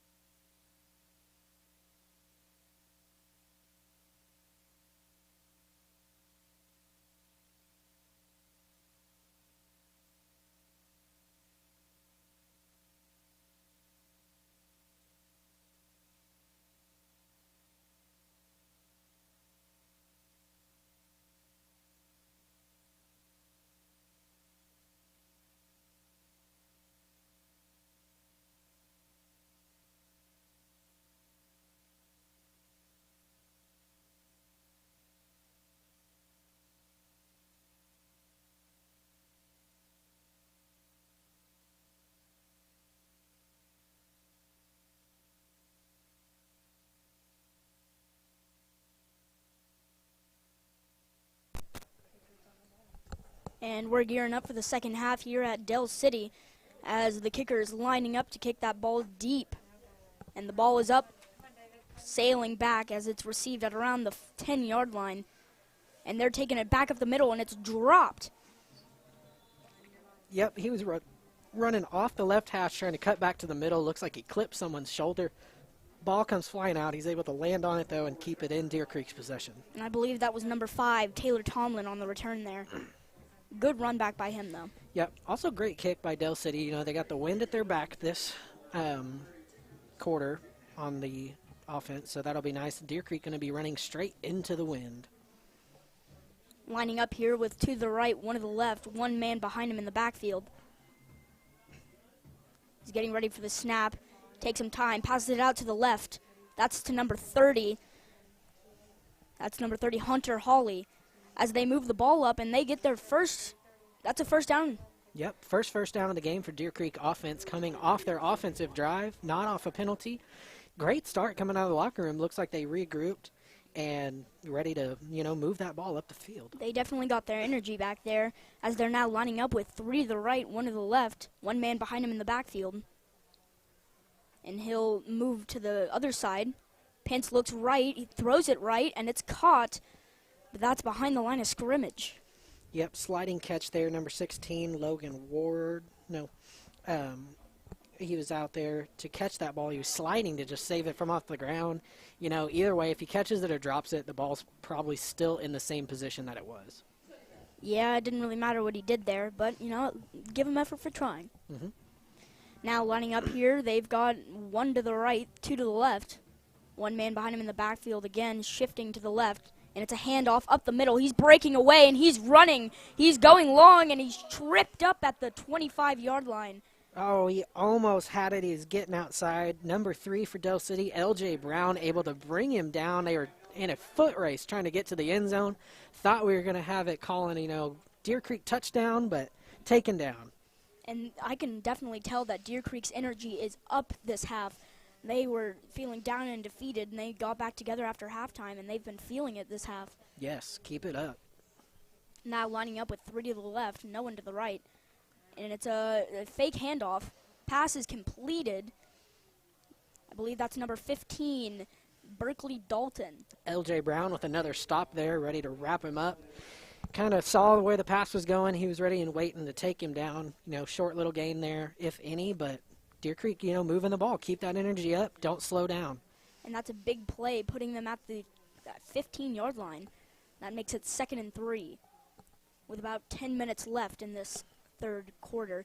He's got 2 to the right, 2 to the left, 1 to the right. And it's another handoff up the middle. And he breaks out of a few tackles, but then gets taken down once again at the 15. Yep, number 19, Will Hinton, ran right up the middle into the line of scrimmage. Wasn't pushing on it, trying to get them to move, and he didn't. He rolled off and was able to get another 2 or 3 yards before he was taken down. And now that puts it at about 9:45 left in this third quarter. They're setting up at about 3rd down with 3 to go. We got 1 to the left, 1 to the right, 1 man in the backfield as Pence lines up. He claps his hands, tries to get the defense to jump. Nothing happens. He lines up again in the shotgun. Number 19 in the backfield, shifting to the right. That's another handoff at the middle. He's getting pushed back, but he gets the forward progress, and now we'll see where the ref spots him. Yep, so he got wrapped up there and was able to break free. Still trying to run around, but they had called it down there once he was still moving his feet, but, wasn't getting anywhere, but able to maybe get a yard there. So Will Hinton getting the ball again, another key to the game for Deer Creek offense, get the ball in his hands. And the rest will spot him at the line of scrimmage, and it looks like Deer Creek is going for it on this play. Once again, 1 to the left, 1 to the right, 1 man in the backfield. He shifts to the right. Pence looking for another call. Yep, whistle on the play there. Looks like we got that's a timeout. Deer Creek. Timeout Deer Creek. Not quite sure what they were going to do there, but they do have 4th and 3, and the ball is still on the 15. It's a good time to go for it, because if you turn it over, you put Del City in a bad field position. You're not getting hurt there. You are in field goal range, so, they may come out of this huddle and decide, let's just get on the board. We didn't get on the board last week. Get something going for the offense. And like I said at our halftime show, our points might be coming on the leg of the kicker, just to get on the board and get that momentum going. But in this quarter, we are against the wind, so we'll see if they'll try to go for that. He's got a strong leg, so it's a 25-yard field goal into the wind. I believe in him. I think he can make it. They haven't had any opportunities to see if he could so far, but like you said, they got a short ways to go. They got 3 yards to get that first down, and they're only 15 yards from 6 points here. And Deer Creek will break the huddle. Oh, and they're going back. They're a little bit confused there. Yeah, break the huddle and run about 10 yards, and then everyone turned around to regroup yet again, but the offense is going to stay on the field. It looks like they're going for it. Pence lines up in a shotgun with 2 to his left, no one to his right. One man in the backfield, that's number 19, Will Hinton. He snaps the ball, drops back. He scrambles out to the left. He's trying to avoid a few tackles, and he gets taken down with the ball on the field. So he got the pocket collapsed there. He was trying to get around his offensive line and couldn't get out, and he dropped the ball. It looks like someone fell into him when he was trying to push someone.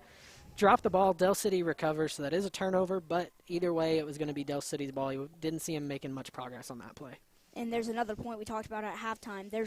He's just getting pressured all the way. That's the 5th sack of the day. He is his own offense right now. Anything he wants to get going, he is not getting the opportunities to get going because he's not been given the space. There was definitely a good drive there until the very end. Del City lines up in a shotgun with 2 out to the left, 1 out to the right. There's that double quarterback threat. He snaps the ball, and it's on the ground. He tries to recover, rolls out to the right, and he gets hit at about the 26-yard line, knocking him out of bounds. Javion Jones there for the tackle for Deer Creek. Yeah, the snap came out, and I never saw it leave the ground. So he just picked it up, decided to run with it, try and make something from the play, and, gain 2 yards there, better than losing it. And they'll spot it at the 27 with 7 yards to go, with about 8:17 left on the clock. They got the defenseman L.J. Brown set up in the backfield with the quarterback as well, so another key player for each team playing on both sides of the ball. We got 2 to the left, 1 to the right. Man beside the quarterback in the backfield as it's handed off to him. He tries to break some tackles in the backfield, gets tackled after about 2 yards. He was dragging one of the players, looks like Holden Van On. Looks like he was dragging him on his left arm, got hit by another, and finally taken down by the third one. Yards after contact for Deer Creek defense. Coming up, yet another point. And they'll spot that at the 29, making it 3rd and 6. We'll see what they try to do here on this 3rd down as they're lining up with 2 to the right, 1 to the left. Man beside him in the backfield. Is that the double quarterback? I can't really see the numbers. It looks like it's just L.J. Brown yet again. He rolls out to the right, passes it deep down the field, and it falls incomplete at the 50-yard line. Javion Jones getting some work in for the Deer Creek defense, able to jump in front of that ball and swat it down. He is all over this field here. He's making plays on the quarterback, making plays on receiver, stopping the run. Good job by him. And that ball was intended for number 7, Sherrod Davis. But that'll set him up with a 4th down. So Deer Creek doing good on offense in the first drive, not getting the touchdown, but still they were driving and then getting a stop here on defense. Momentum's got to start somewhere. So receivers set up on the 32-yard line to receive this, kicker with the win for Del City. Ball is snapped and the punt is in the air. It sails not quite to the receiver. You can see him calling Peter on the field as the ball was touched at about the 37-yard line. Yep, so kick didn't quite make it to him. It bounced straight up. Del City able to touch it and put it down there. So Deer Creek going to come out and hopefully keep that momentum alive from the last drive and get something going and maybe get some points on the board. Last week putting up a big goose egg, and we don't want that to happen again this week.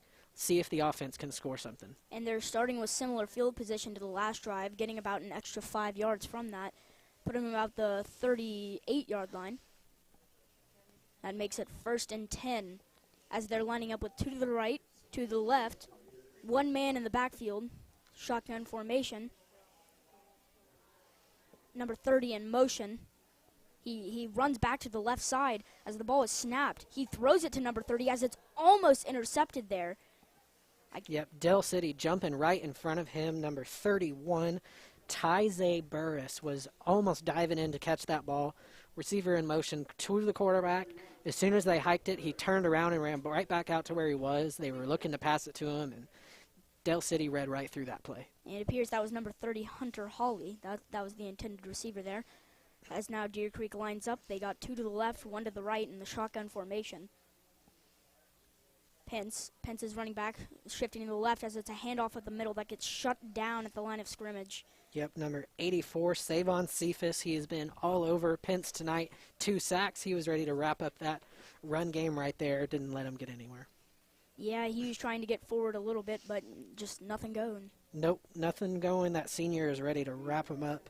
And that is a big guy. Let's look up his size here. That looks like a big guy from up here.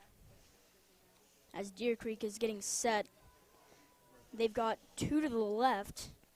I can't really tell what they're running here, but that's a shotgun formation. Running back shifting to the right as Pence drops back.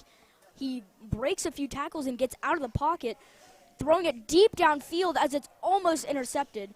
That ball was intended for number 5, Taylor Tomlin. Yep, number 6, Donovan Stevens for Del City. The Oklahoma State commit had cut in, ready to intercept that ball and just didn't quite get there. The ball was thrown short. But Pence there was almost taken down. He ducked under the defender's arm that looked like it was going for him. He ducked under it, ran back up to the line of scrimmage, and launched one down there. You know, no loss, which is good. And he really wasn't thinking about the win there as that ball was a little bit short. Logan Ward back to punt as he sends that one deep down the field, even with the wind. The ball is rolling, and it comes to a stop at about the 20-yard line. Yep, nice little punt there, and it bounced up in the air and was able to roll forward, get Deer Creek an extra few yards on that punt. So that was nice. But that play ends, you know, Savon Cephas for Del City, 6 foot, 210 pounds. He is there to stop whatever offense Deer Creek tries to get going. I am liking the way Deer Creek is actually getting the ball moving. Hopefully it gets moving a little bit more and results in some points on the board. There's about 6:13 left in this third quarter. They're lined up at a 1st and 10 on the 18-yard line. They're lining up with 1 to the right, 2 to the left, shotgun formation. Is that the double quarterback threat? I think it is. The ball is snapped, fake to number 2. He's rolling out to his right, under pressure, throws it downfield, and that is incomplete. Gavin Smith, number 11 for Deer Creek, able to go up with the receiver and swat the ball down. Both quarterbacks were in the backfield, and that fake handoff to Jacoby Smith able to him to run out to the sideline and try and get the ball away. He faked out the defender right on him. I don't know why he didn't come in for the tackle. He stayed about 3 yards away. Yeah, and they're definitely trying to take advantage of that double quarterback threat because Deer Creek knows that both of them can run, both of them can pass, and that is scary. Yep, flag on the field. It was on the offense, so that's going to back it up anyway, pushing them back down to about the 14. Yeah, that makes it 1st and 15, on the 14-yard line with about 6 minutes left in this ball game. 6 minutes left in the third quarter. They got one motioning on the right as it's flipped to him, and he's breaking downfield before getting taken down at about the 21-yard line. Number 7, Sherrod Davis, the senior wide receiver, put in motion. You know, he's still deciding between UCO. I heard he has a couple other D1 schools he's talking to. And, you know, he's showing out tonight. He's having some good plays. Yeah, and that'll put him on the 23-yard line, I believe. And that makes it 2nd and... About six Yes. or 7. And they're lining up with 1 to the left and 2 to the right. 2 men lining up in the backfield, as per usual. Ball is snapped. He's rolling out to his right, and he sees a man downfield, tries to get it out to him, but it's just a little bit high. Wind carrying it further than he thought. Yep, that pass intended for, it looked like it was Omar Brown, but yeah, like you said, just thrown right over his head and couldn't even get it. I think he may have barely got his fingertips on it. As now it's about 5:20 left in this game as it's 3rd and 7.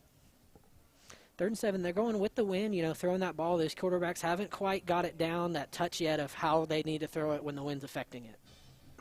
As they're lining up in their huddle and they're trying to figure out what they need to do on this play, as now they're lining up in a shotgun formation, 2 to the right, 1 to the left, 2 men in the backfield. The ball is snapped. Several men going deep as it's intercepted by Deer Creek. I can't tell when that's number 19, Will Hinton. Will Hinton was ready. It set up, threw it right into his chest before he was taken down. Almost looked like a WWE move by the Del City offensive player, kind of wrapped him up in almost a wrestling skip and lift to throw him to the ground as Deer Creek offense gets come back on the field. And that could be the momentum shift they needed, a defensive stop, defensive turnover nonetheless. Yep, and they're going to get the ball in great field position here. As they're set up on the 29-yard line, 2 to the right, 2 to the left for Pence, as they're checking the sidelines after they couldn't get the offsides call. Will Hinton in the backfield with him. He's setting up for the play, snaps it. He's looking around, can't find anyone. He's rolling out to his right, and he's running. He's running, and he's got blockers, and he's going, and is that a touchdown? I think he got it. Touchdown, Deer Creek. Nice run right there. He was able to roll out to the outside looking for a receiver. Didn't have anything, but his receivers turned into his blockers. Able to trace his way up to the field, dive over the pylon, and get a touchdown for Deer Creek. They've got some points on the board for the first time in 2 weeks. And that is an athletic play that they did need. Him diving over the pylon, that was insane, as now Logan Ward lines up to kick that PAT. Ball gets snapped and the kick is up. And that kick is good. That makes it 28-7 with 5 minutes left in this third quarter. Offense getting some drives on the field. We love to see it, get that momentum. They came out quick after that interception, ready to keep that energy. Nice little chip shot on the kick there to make it 7 points, and we got Deer Creek's on the board. I don't know what they talked about at halftime, but that definitely gave them a lot of inspiration, and they've been going out this second half. Yep, coach got into them maybe a little bit. They've seen how Del City is going to react to them. And, this whole drive, they were going into the wind too. So the pass game was going to be different, but that was a nice keep by Pence. Able to see far upfield and kind of see that route he was going to take. And like I said, all of his receivers who were covered immediately turned into his blockers, and he was able to bounce off each one and get right over that pylon. And that was about a 30-yard run that he did. So good play by Brett Pence. Yep, the Del City coach has got his headphones off, and he is yelling at something. He is not happy. He's storming up and down the field. But we'll see what Del City offense can do here now. Well, after that first half play, he's expecting so much of his team that he's probably not very happy about that one. So we have a quick break on the field. We're going to bring up some sponsors here. Raising Cane's, the best chicken finger meals are served hot, fast, and fresh just for you. That is exactly what you get at Raising Cane's Chicken Fingers. Restaurants are open and ready to serve you through our drive-thru. One love. And now lining up for the kickoff here is Deer Creek. Setting up the ball at the 40-yard line is Logan Ward as he steps back to get ready for the kick. Yep, this one's going to go into the wind. We got two receivers set up on the 5, the 25. And I think he could send this ball down to about the 20. The Del City players are setting up and catching the ball on the run going forward is something I've noticed that they've been doing today. So if Deer Creek can take advantage of that, we'll see what happens. Maybe get a turnover. As the ball is sent. Oh, it's an offside kick. What is happening here? Yep, a big pile. I'm not sure who's got the ball there, but we've got a flag on the play. Faked out everybody on the field and took the onside kick. We'll see who comes up with the ball. Deer Creek. Yeah, the Deer Creek players are pointing their way. Del City is out there talking to everyone, and it appears it's Del City's. Yep, all the rest are conferring, kind of seeing who they had it when the pile came up. That was a big just mess of players. I couldn't even see the ball. Yeah, they definitely piled on that as fast as they could, and I was not expecting an offside kick. Yeah, I mean, there's a little squib, and all the Deer Creek players just waiting for it to bounce that 10 yards before they can grab it. And where all the referees are standing with the ball, I'm not quite sure it made it 10 yards. So that could be what the flag's for. Illegal formation on Deer Creek. Interesting call there. I wonder if they'll still give them the ball if they got it. Yeah, so that was an interesting call there. Those flags came out, I think, a little late for what I would have expected there, at an illegal formation. But we'll see. We're going to see where they spot the ball here, too. Like I said, it was a big just mess of players. Deer Creek coach is not happy. He has thrown his headphones, stomping. He is shaking his fist. That play did not go to plan. No, he is still giving it to the ref on the sidelines. He is not happy. Well, Del City's offense will line up here with 4:57 left on the clock. It's 1st and 10 at about the 48-yard line. Deer Creek coach is still yelling at the referee, and the referee is not even near him. He has walked back over there. He is punching the air. Oh, man, he is not happy. This looks like some of the OU coaches I've seen from 2 or 3 years ago. He's walking up and down. He's walking down to the 30 now to blow off some steam. Yeah, he's not happy about that one as Del City lines up with 2 to the left, 1 to the right. Receiver on the left in motion as it's flipped to him. He bounces out to the right side, but he gets taken down in the backfield. Donovan Stevens. Yep, Donovan Stevens, the Oklahoma State commit, coming from way outside, coming back in motion and just couldn't quite get anywhere. Yeah, he was bouncing out to the right there, hoping to find some gap, but he lost a yard on that play. Dell City needs to be careful. When they're hiking this ball for those receivers in motion, the quarterback has open hands and almost like a volleyball player bounces the ball up in the air for that receiver to catch. And I don't know if it's because it's cold or that's just the way they design their play, but that ball could, be dropped or something. Dell City lines up here with one to the right, two to the left, with two in the backfield, I think. It's a handoff at the middle to that number 3. L.J. Brown. He's driving up the field. He gets it to about the 45-yard line. Yep, runs right into the big pile. Everyone's standing there again, ready, and number 60 gets up last from the pile. I think he was probably the one who got it. Cyrus Sheeing, I'm sorry if I'm mispronouncing that name. I know I am. But he was ready to wrap him up, and, he was unfortunately on the bottom of the pile, but looks like he got the stop there.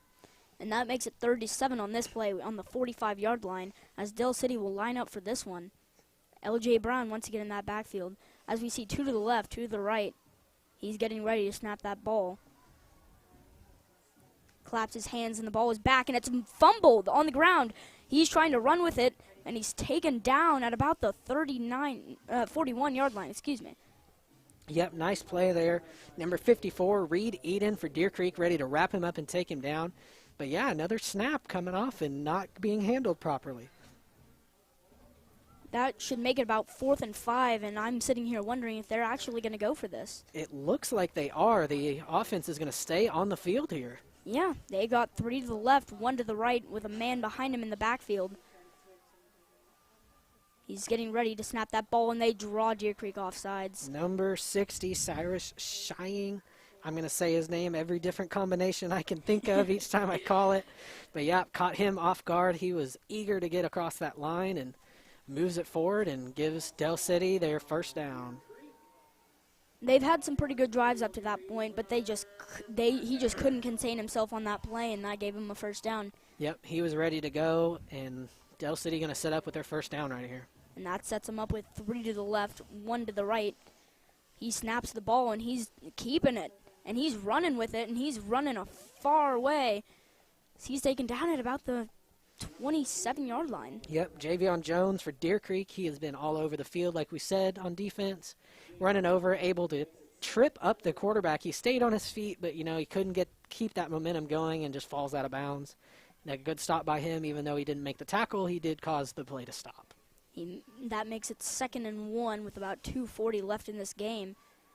And all of Dell City's looking at the sidelines. They're lining up now with 3 to the left, 1 to the right. 2 men in the backfield, as per usual. L.J. Brown in the backfield. We get it again. As it's snapped, he's dropping back to pass on this one. People trying to get to him in the backfield as it's flipped to his receiver. He's trying to get upfield, and he's breaking a few tackles. I counted 3 there. Yep. Riley Eden, number 54, broke off of the line once he was running out, and he was able to put pressure on the quarterback, throwing his hands up, rushing at him, and that's what caused him to run outside. But, yeah, he did have 2 guys he broke tackles on, and then the last 2 took him down. So yards after contact for Deer Creek defense. They've been doing good about that for most of the second and third quarters, but here they just couldn't execute on it. Yep, another relapse on the play. It's not that big of a deal right now, but we just don't want those adding up to be more. That sets Dell City up on the 15-yard line with 2 minutes left in this third quarter. They're lining up with 3 to the right, 1 to the left. The ball is snapped, and it's passed into the end zone. Is it caught? No. Johnny Osborne Jr. there on the defense, swatting him away, jumping up in the air, distracting that receiver, going in that back corner. So that was a nice little pass. It just looked like the wind maybe caught it and went a little too far.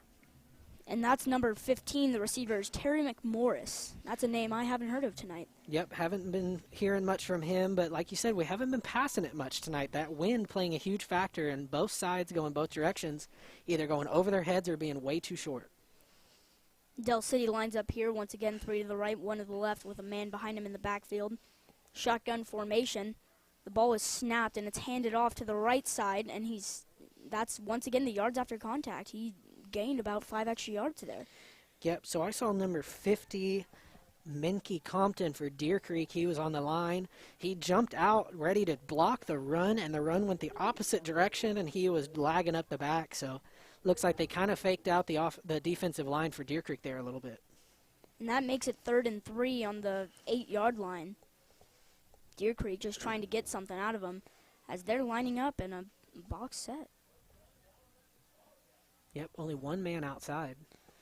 He takes the ball and he keeps the ball. He dives for that first down. I'm not quite sure if he got it. We'll see what the refs will spot here. Yep, Jacoby Smith taking that ball and running and jumping on top of the pile before falling down, and we'll see if the refs are generous with their spot. Either way, still Del City ball.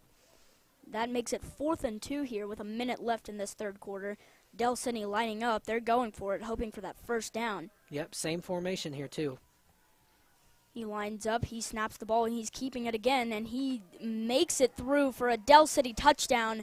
There is a but flag there's on a the flag play. on that play. Yep, Jacoby Smith, the homecoming king for Del City, takes the snap, runs it right off the right center, and makes it. But who knows, this might be coming back. The student section is releasing that red smoke, but we'll see what happens here with that flag. Maybe a little early on that smoke celebration. And they're moving the ball back against Del City. I think the flag was on them. Yep, bringing it back. So that red smoke celebration coming a little too early. I hope they got some extra smoke bombs down there to be using later on in this game if they need it. Don't use them all too early. That makes it about 4th and 10, setting them up on the 15-yard line. Yep, so it looks like they're changing out some players. I think they might be going for the kick here. They do have the wind at their back. It's going to be a nice, 25, 27-yard field goal. Deer Creek has gotten very close to blocking a few PATs this game, so we'll see what they do here. That's right. Javion Jones coming out. He's running around that line and diving in, so we'll see if he makes it, but it looks like the offense is going to stay out there. They got 2 to the left, 2 to the right. As the ball is snapped, their quarterback drops back as it's passed deep, and it's almost intercepted back in the end zone. Number 11, Gavin Smith, was up in the air for that ball. He's got 2 other Deer Creek players around him that could have made that play. He tried to force it in there, but just sailed it over his head. And I think the quarterbacks are not taking into factor that wind that is at their back. They think it's not going to blow the ball as far as it's going. And each time I look at the flags to kind of check how strong the wind is, they are pulled tight. And that makes it Deer Creek football. They haven't allowed any scores this half. Yep. As Deer Creek now lines up, that's 2 to the right, 1 to the left, 1 to the far left. One man in the backfield as it's handed off up the middle with a massive hole. As he's breaking away, he breaks one tackle before getting taken down by a second man. That's at the 36-yard line. Yep, number 31, Tyze Burris, was able to get an arm on him and drag him down. But like you said, there was a big opening there, and he saw it, and I bet his eyes were lighting up going, oh, man, I've got the space. I'm going to go for it. Just dragged down by that last defender that probably could have stopped him. And I think Deer Creek is finally realizing they could still be in this game. Yep. They've been driving, and they're only down by 3 scores. They have plenty of time. They're lining up with 2 to the left, 1 to the very far right. One man in the backfield where it's given to him, but he's stopped at the line of scrimmage this time before getting forward progress. Yep, another handoff up the middle to number 19, Will Hinton. Deer Creek offense before the game was saying get the ball in his hands, move it up. And that's going to bring us to the end of the third quarter. Going to take some time to flip the field the other direction. But Deer Creek offense having some fire underneath them. Like you said, they're still in this game. They got 1 more quarter to go. They've got plenty of time to get back in this. Yeah, they have that hunger now. I don't know what happened back there at halftime, but they're going for it. Yep. So with that break, it's going to take us to tonight's sponsor, Sonic. Tonight's ticket allows you 20% off your order at Sonic, located on 178th in Portland. Mention the ticket when ordering and thank them for being a loyal supporter of Deer Creek Athletics. From your morning cappuccino to your afternoon frozen Snickers latte, Coffee Jerks Deer Creek has all your coffee needs. Located just south of the TP Church on MacArthur, you can get your coffee fix in a jiffy. Coffee Jerks also has locations by North Park Mall and in Uptown Grocery on May, so you can fuel up wherever you go. Be sure to check out their full menu of pastries, snacks, smoothies, and more. Just remember, sometimes it's okay to be a jerk. Coffee Jerks, proud sponsor of Antler Vision. We would like to thank Agent Bobby Young, Rich and Cartmill Insurance Agency for also supporting Deer Creek Athletics. The Deer Creek offense back out on the field here, ready to start off this fourth quarter. And they're lining up with that same formation, 2 to the right, 1 to the left, man in the backfield. As they're glancing off to their sideline after they didn't get the draw penalty. Them lining up again, getting set as he has his running back motions a little bit to the left, fakes it to him, pass way over that man's head.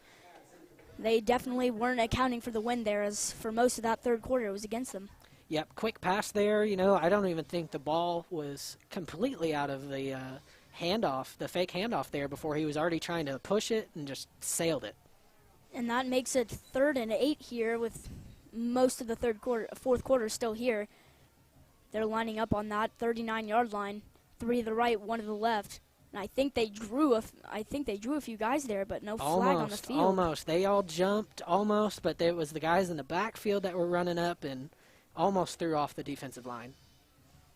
He's getting set again. Brett Pence in the backfield, his running back moving a little bit. He drops back to pass, moving out to the right, throws it deep, and it's almost intercepted. That's number 7, Sherrod Davis. Sherrod Davis, yep. Still deciding between what colleges he wants to go to, but he's got the skill. I heard he's talking to D1 schools. Heard he has an offer from UCO. He hasn't accepted yet, but, he was in perfect position and just kind of overran that pass and was trying to catch it while still running and just couldn't quite put the two together. And Deer Creek is going to pull out their punt team here with number 16, Logan Ward, getting ready. The Del City receiver, Sherrod Davis, he is set back, but I don't think he's far enough. They got the wind at their back. And they got that leg as the ball is up, and it's sailing deep as that ball lands at about the 20-yard line and rolling. Is it going to go into the end zone? Yes. Oh, man, it sailed about 10 yards over Sherrod Davis's head. I knew he wasn't deep enough, but he thought he was, and it kicked and rolled towards the end zone, and Deer Creek with the unfortunate bounce into the end zone, it looked like it could have kicked back about the 2, but going to set up pretty decent field position for Del City offense, and we'll see what the defense here for Deer Creek can do. Create another stop, maybe create another turnover and get the offense back out here. They've been doing pretty good the second half. That entirety of the third quarter, they allowed no scores. Yep, after giving up a bunch of scores in the first half, we'll see if they can keep up this momentum. The Del City offense runs out onto the field. They're lining up for this next play. Jaquio Mitchell at quarterback, and it doesn't look like our dual quarterback setup is here. He's got L.J. Brown in the backfield. 2 to the right, 1 to the left, 1 man with him in the backfield, L.J. Brown, as it's handed off to him, but he gets shut down at the line of scrimmage. Yep, kind of ran right into the pile and didn't get much. That makes it 2nd and 10 with about 11:30 left in this game. They're set up at about the 21-yard line. I'm looking at all the fans here in the stands. Everyone's got blankets wrapped around them. They're rocking back and forth trying to keep warm. So I bet the players, although they're moving, I bet it's still pretty cold down there for them. See some of the guys rubbing their arms, just trying to keep that warmth. Yeah, it is cold out there as they're lining up now with 2 to the right, 1 to the left. Yeah, it feels like 35 degrees at the current moment. The ball is snapped. Fake handoff as he's trying to pass it deep. Ball is caught, though. Check down. Yeah, it looked like he was looking deep and then decided to change his mind mid-throw and throw it, short to the receiver. And Deer Creek was there ready to wrap him up. Number 9, Eli Dunn, was ready to wrap him up and got him down. He got a few yards on that play, making it 3rd and 5 with 10:40 left in this game, setting him up at about the 25-yard line. Yep, so we'll see, Del City going into the win now. The passing game is going to be a little hindered, trying to go for that run game. Their quarterback has some great feet under him. Yeah, and they're getting set here with 2 to the left, 1 to the right. As the ball hits the ground before it makes it to the quarterback, he flips it out to the right but is taken down or run out of bounds at the line of scrimmage. Yep, L.J. Brown receiving that ball, and the ball was snapped on the ground. He threw it, and L.J. Brown looked like he was bobbling it and was able to secure it right as he went out of bounds, but just kind of a messy play there for Del City. That makes it 4th and 5 as Del City is now bringing out their punt team, meaning that that's another stop for this Deer Creek defense. Yep, I like the way they're turning it around. Last week they couldn't stop much, and this week now in the second half they're able to stop it. They got the receiver set up on the 35. The coach is motioning for him to move up because they're kicking into the wind. I don't know what was said in that halftime locker room, but it definitely worked. Snap is over the head of the kicker. And he's going to get taken down at about the 2-yard line. That is excellent field position for that Deer Creek offense. Yep, that snap went 2-3 feet over his head when he jumped for it. He couldn't get it. He was able to roll on top of it. Del City losing their momentum, and Deer Creek found where it was, and they picked it up. If Deer Creek capitalizes off of this, that would make it 28-14, cutting their lead in half. Yep. Deer Creek moving down the field, like you said, excellent field position. Looks like the spot, they're going to have 1 yard to go. I would like to think Deer Creek could get this in there. They got 4 attempts to get it in the end zone. I think they can do it. And definitely with all that energy they've been feeling in this second half, their defense stopping it for them, then they get that field position. Yeah, we'll see if they put it in the hands of Will Hinton or Pence is going to keep it himself. It looks like they're setting up a run play. They're set up with 2 to the right, no one out to the left. Will Hinton lining up behind him as it's given up the middle, and is that a touchdown? Touchdown, Deer Creek. Nice play there. Handoff to Will Hinton, who ran right up the left side of the center, bounced off the line and was able to roll into the end zone, and Deer Creek is on the board yet again. And the kicker out to put up the extra point. He is, like I said, he is getting the work in tonight. He has been out on every drive for a kick of some kind. And just like we said in the pregame, they got that ball to Will Hinton, and they scored. The ball is snapped, and the kick is up, and the kick is good. That makes it 28-14 with 10 minutes left in this football game. Yeah, the kicker has plenty on that one. He sent that one deep, almost all the way into the parking lot. I was watching it with the wind. And he has got a leg. I would like to see him, go for some of those longer ones if the offense can't quite get it done. I think that's an opportunity they may have missed in the first half. Most teams, as a smart coach, when you're looking at a 30, 40-plus yard field goal is usually not ideal.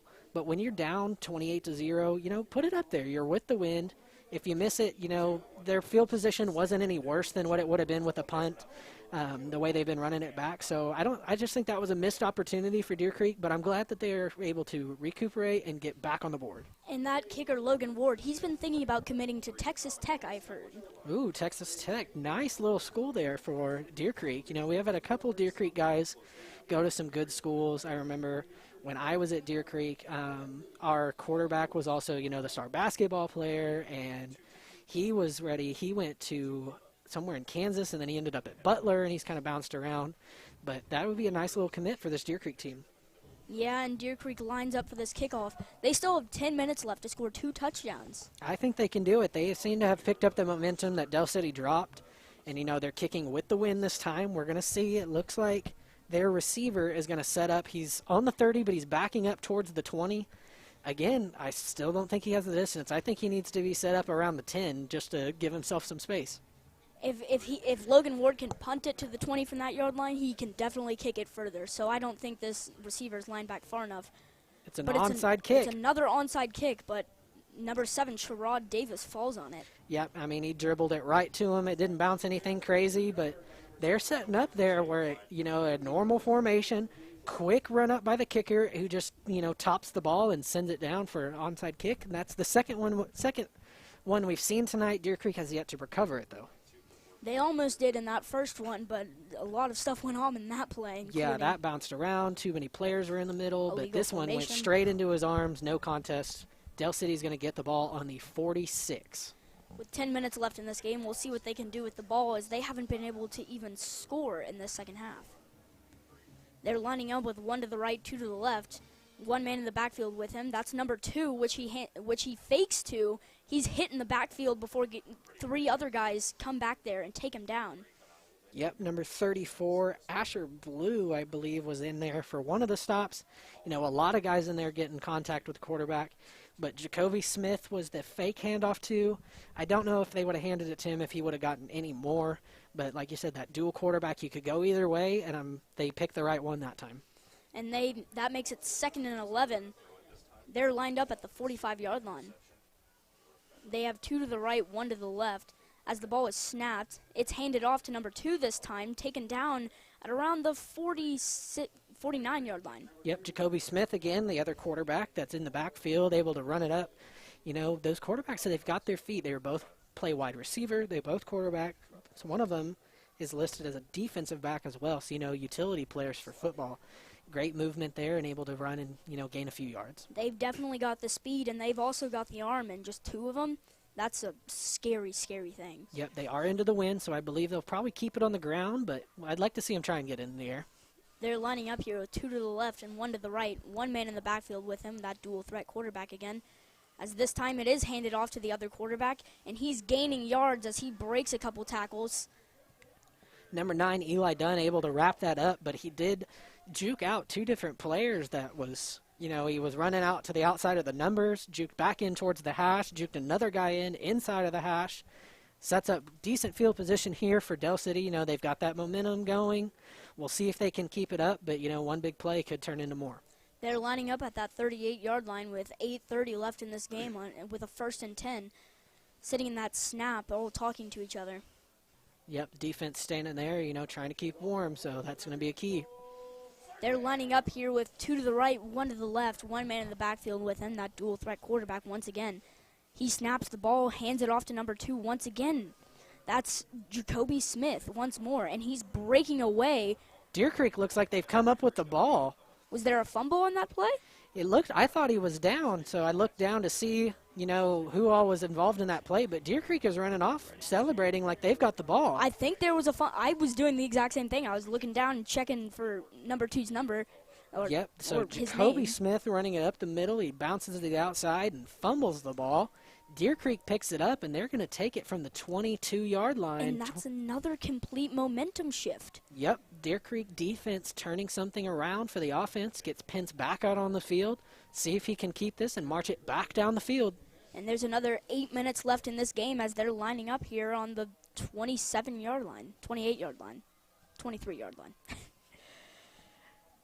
They're lining up here with 2 to the left, 1 to the right, a handoff up the middle, trying to get a few yards off of that. I believe that is number 19, Asher Blue out there. Not Asher Blue.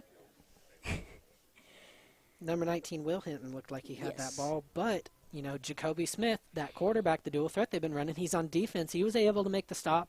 You know, he's going to be a little mad trying to make up for that ball he dropped. And now they're lining up here, 2 to the left, 1 to the right. It's another handoff up the middle. Once again to number 19, Will Hinton. Yep, hit the line, and he spun and got outside, hit another guy, spun again before taking down. I don't know if he gained anything on that play. They're just trying to get yards out of him. They're lining, and we'll see what they do here. I'm expecting a pass from number 8, Brett Pence. Yep, got the wind at his back. You know, need to make sure he doesn't overthrow those receivers for, like, another drive tonight. They're lining up with 2 on each side and number 19 behind him. He claps his hands. Ball is snapped. He drops back to pass. He's flirting with the defenses. Yep, number 90 there, Kevin Green, senior for Del City, able to take him down. He couldn't get around him, you know, trying to stutter step, and he was with him every step of the way. Another sack on the Deer Creek quarterback, Pence, and it looks like they're going to punt it away. That makes it number 6 as Logan Ward drops back here to punt, and he sends that ball as far as he can. Lands at about the 50-yard line. It's rolling to the 47. Corbin Hedrick puts his hand on the ball and puts it down at the 47. You know, the kick going sideways, but he's able to get it off. Del City broke through. They weren't able to, you know, get in there to block. I don't think he had a chance, but they did have someone break through. You know, he had that punt with the wind, too, and it puts him back down a little bit, but Del City is going to try and drive down the field again. And both sides are just going back and forth trying to get a score here, and no one is able to do anything. That was a quick drive for the Deer Creek offense, only holding the ball for about 1 minute and 30 seconds. Now, Del City lines up here with 2 to the right and 1 to the left. There's one man behind him in the backfield. As he claps his hands, ball is back. Handoff to number 3 as he's breaking away. He almost gets a first down there, taken down at around the 44-yard line. Yep, L.J. Brown again cutting through. Looks like he was taken down by Bryson Rouse and a couple other guys for Deer Creek. 2 or 3 guys wrap up on him and take him down, but they got about 1 yard left. Yes, that makes it 2nd and 1 with 6 minutes left on that clock. Ball on the 43-yard line. From my view, it's 2nd in inches. Yeah. They're lining up here with 2 to the right, 1 to the left. Handoff up the middle to number 3, L.J. Brown once again, and he gets that first down. Yep, he runs into the line trying to find that hole that the offensive line's trying to create. It's not there, so he bounces to the outside and gets out to the hash marks, and that's where he has been picking up yards today. Del City, once they hit those hash marks and more, they're usually on their way to the touchdown. Yeah, and that sets him up at about the 32-yard line. That makes it 1st and 10. Oh, apologies, 37. They're lining up here with 1 to the right, 2 to the left. One man in the backfield with him. He claps his hands, ball is out, and handoff to number 3 once again as he's breaking up the middle of the field, just tearing that defense apart. Yep, just not able to get a stop there. He's bouncing outside and he's just sidestepping people. I wouldn't even call it a juke. It was just more of he's stepping around them, and no one's able to wrap him up and get him down. It's like he's just moving the defense out of the way with his mind. Now they're lining up here at the 26-yard line, making it 1st and 10. Yep, L.J. Brown still in the backfield. We'll see if they hand it off to him for the 3rd time in a row. He's got the momentum going with him. They got 2 to the left, 1 to the right, and he hands it off to L.J. Brown again, who's just moving out of the way. Yep, ran into the offensive line yet again. Sees that he's not going to go anywhere, so he jumps to the outside and gets another 5 or 6 yards. This, same play 3 times in a row, and he's just getting the same yardage each time. He's stopped at the 20-yard line. It's 2nd and 4 with about 4 minutes left on that clock. Yep, the Oklahoma State commit, Sherrod Davis, the UCO commit, he's set up on the outside, and he's the only one over on the right. He's on the left here, 2 on the right. 1 man behind him in the backfield. He snaps the ball, hands it off again to L.J. Brown, who's just taking it up the middle, this time to the 15. Yep, running. That time he did get the hole that the offensive line created. Was able to fall through before he was taken down.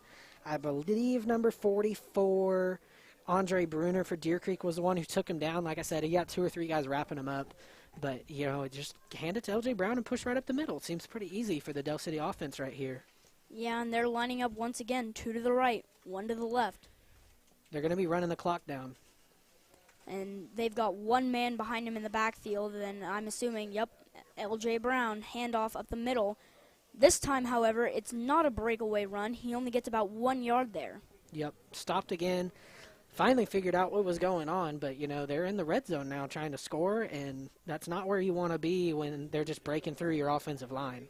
That sets him up at about 2nd and 9 at that 16-yard line. 3 minutes left. Yep. Deer Creek slowly running out of time here.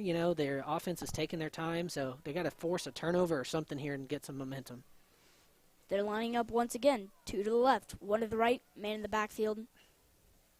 And they hand it off once again to L.J. Brown, who's trying to get up the middle, but his runs are just getting shorter and shorter.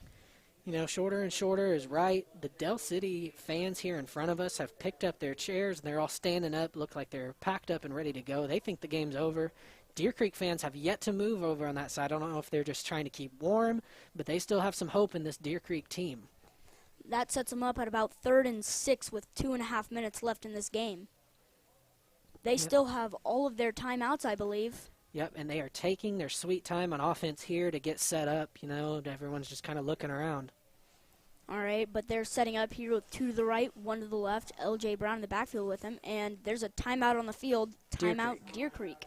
Yep, play clock was down to about 6, and they were going to run it down to 1 or 2. Deer Creek's tired of waiting, wants to stop the clock. Unfortunately, they're going to have to start burning some of those timeouts, and, if Deer Creek forces a turnover here, they might need those later on, but it's going to be tough to get 2 scores in 2 minutes after the way they've been playing. If they can get lucky here and get a turnover, they might be able to drive downfield, then get that onside kick they've been trying to do for this second half. Yep, so 3rd time's the charm, hopefully, on that offensive kick. We'll see if they even get a chance to do it. Both teams meeting in the huddle here discussing what are they going to do for that end of the game. He's probably telling them different situations. If this happens, here's what we're going to do next, because we don't want to burn those timeouts if we don't have to. Yeah, they're trying to do the best they can, but Del City over here is just giving it to L.J. Brown and just running out that clock. Yep, more Del City fans have packed up and started walking down towards the field. They are confident that this game is wrapping up, but yet again, the Deer Creek stands, it's freezing out there, so everyone's bundled up, but they have yet to move, and I don't think anyone's moved in the past probably 15 minutes. They are keeping hope in that team that they can win. Yep, Deer Creek still meeting in that huddle. They are having some deep talks over there about what they're going to do. I can see the coach being really animated, throwing hands around. He's pointing. He's like, he's animated. He believes in this team to make a stop. He's telling them, get the ball to the offense so we can start making some points. Finally lining up here after the timeout, they've got 2 to the right, 1 to the left. 1 man in the backfield with him, that's number 3, L.J. Brown. He gets ready, snaps the ball. He keeps it this time, rolls out to the left. He jukes around a few people, but just gets stopped at the line of scrimmage. Yep, number 34, Asher Blue there to stop the run there. He used L.J. Brown as a block this time instead of handing it to him. And like you said, the clock's running down. Keep it inside the lines, and they're going to go run to the left, run to the right, and run this clock down and leave Deer Creek little to no time to bring it back. I could see them even forcing a fourth down and, Yeah, they're lining up for the fourth down here. They're confident that their offense can do this. 2 to the right, 1 to the left here. They didn't draw the offside penalty, however, so now they're just looking to the sidelines. 5 left on the play clock. They might not get the playoff in time. And there's a timeout on the field. Timeout Del City. Yep, I saw the play clock had 0. Like you said, it doesn't look like they were trying to run the clock down. The quarterback still looked confused on if they were going to hike it or what they were going to do. So quick timeout here yet again. A minute 16 left. That time that Deer Creek has to, come back. 2 scores slowly dwindling down. And, it's kind of a sad thought, but Deer Creek has been improving in this game. That's what we like to see. The first half started out rough, no real offense, the defense not doing too much, forcing a few turnovers, but now in the second half they've turned it around, and I think they turned it around just a little too late. They got 2 turnovers, they got 2 touchdowns, so they've definitely turned this game around, but there just wasn't enough time on that clock. Nope, and it's hard to turn it around when you have 4+ sacks on the quarterback. As now both teams lining up here, Del City looking to their sidelines. Deer Creek finally getting set there on defense. It looks like they're going for the field goal here. Like I said earlier, we've almost blocked 2 of their PATs, so we'll see what happens on this field goal. The ball gets snapped, and the ball is up, almost blocked. I think he missed it. He missed it out to the right. Yep, it was almost blocked, came around the outside, and he hooked it to the right. It was going towards it, but yep, went outside of the field goal. No good. Turnover for Deer Creek. That leaves Deer Creek with a minute 12. I'm thinking the only way they can pull this one off is they drive downfield in 30 seconds, somehow get the onside kick, and score in another 30 seconds. Yeah, that's going to be tough for them. That onside kick is a difficult thing to do. They've tried it twice tonight. The first time they almost had it, there was a big, mess on the ball of everyone trying to grab it that they could have come up with it. Second time, kicked it straight into the arms of Sherrod Davis. No contest.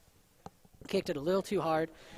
And we'll see. They're going to push down the field, wind at their backs. So they could go for a big play off the start, first down, throw it downfield and see.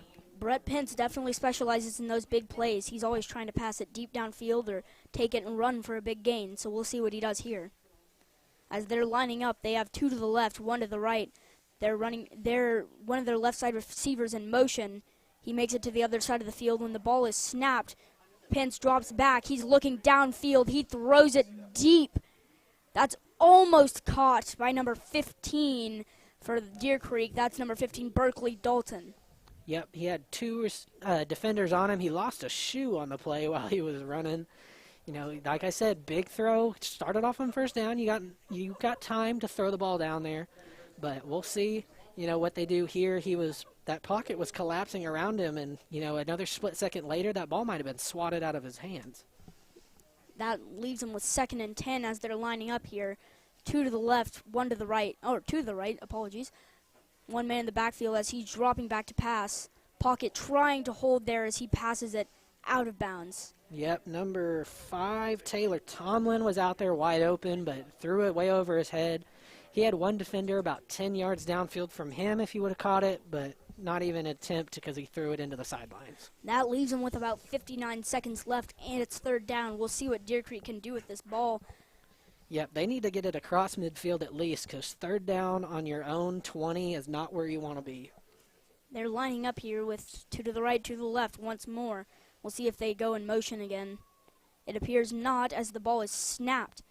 He's dropping back. The pocket collapsed immediately. He's bouncing out to his right. He's running with a flag on the play. He gets out at about the 25-yard line. Yep, he had some pressure on him right there. Looked like a couple different guys that were pushing him. Didn't quite get it there. Pushed outside. But, yeah, we'll see what the flag on the play. We'll see that does here. Holding on the offense. Not good for the Deer Creek offense trying to push down this field. 52 seconds left and coming deeper into their own zone. The ball looks like it is now on the 7-yard line. That puts him at about 3rd and 20, not where you want to be in this position. Nope, and if they have to punt it away, our punter is going to be in the end zone trying to kick it away. He has a strong leg, he's with the wind, but even then, he still can't get it. If they even try to punt it away, they might go for the win here, which is doubtful at this point. They're lining up here, 2 to the left, 1 to the right. He's rolling out to the right after the ball is snapped. Pass is thrown deep, way over the receiver, and that's incomplete. 4th and 20 for that Deer Creek offense. Yep, Donovan Stevens for Dell City was the closest player to that ball. Like you said, threw about 20 yards over the guy's head. Donovan Stevens, Oklahoma State commit. Looks like the punting team is going to come out, 45 seconds. They're going to try and, I don't even know what you do here, trying to force him to drop the ball. They're going to try to put pressure on him, but not a great position here for a punt. They may be hoping for a repeat of that one muff punt earlier as the ball was kicked way to the right as it rolls out of bounds at like the 30-yard line. Yeah, it looked like he kicked it off the side of his shoe, like he dropped it weird and it went straight into the sideline for Dell City. Dell City offense going to come out here. They got 41 seconds to burn. They got 3 timeouts. Deer Creek says they have 3 timeouts. If the scoreboard is still correct, I believe they only have 2, though. I think both teams have. Oh, we have one timeout left. They have 2, so we can stop the clock a little bit, but I see this game going in Dell City's favor here at Dell City. I think the question here is Dell City going to go for another touchdown and make their lead bigger? I think they're just going to run it and try and run down the clock, do the etiquette performance of not putting it on them, and it looks like they're going to take a knee, actually. They're going to go for the knee and just draw out this clock. I think they drew him off sides. No, doesn't look like there's a flag. I could have seen that out offsides call, but, maybe because they're kneeing it, they just let that one slide. But, Dell City going to run out the clock here. They got 33 seconds left on the play clock. And I think this ball is just going to... I think this game is just going to end right here. Yep, they're going to let the time run down. They're watching it as 20 seconds tick off. We're down under 15. 13. Players are starting to shake hands. The game is pretty much over here. As Dell City going to take the win over Deer Creek at the Battle of the DCs, 28-14. It was definitely a good game, especially in that second half. Something happened in the halftime locker room, and Deer Creek got the fire in their bellies. They couldn't quite bring it back. Yep, able to turn things around, get some things going, but getting things going a little too late as the Dell City student section starts popping off all the smoke. They take their homecoming game, Battle of the DCs at Dell City football field. Pretty good game by Deer Creek, much better than last week actually getting on the board. They dropped last week 56-0. This week 28-14, closer game, but unfortunately couldn't get the win. That'll do it for us in our Antler Vision broadcast here. This has been Jake Harris. And Kean Hickey. And we'll see you guys next week.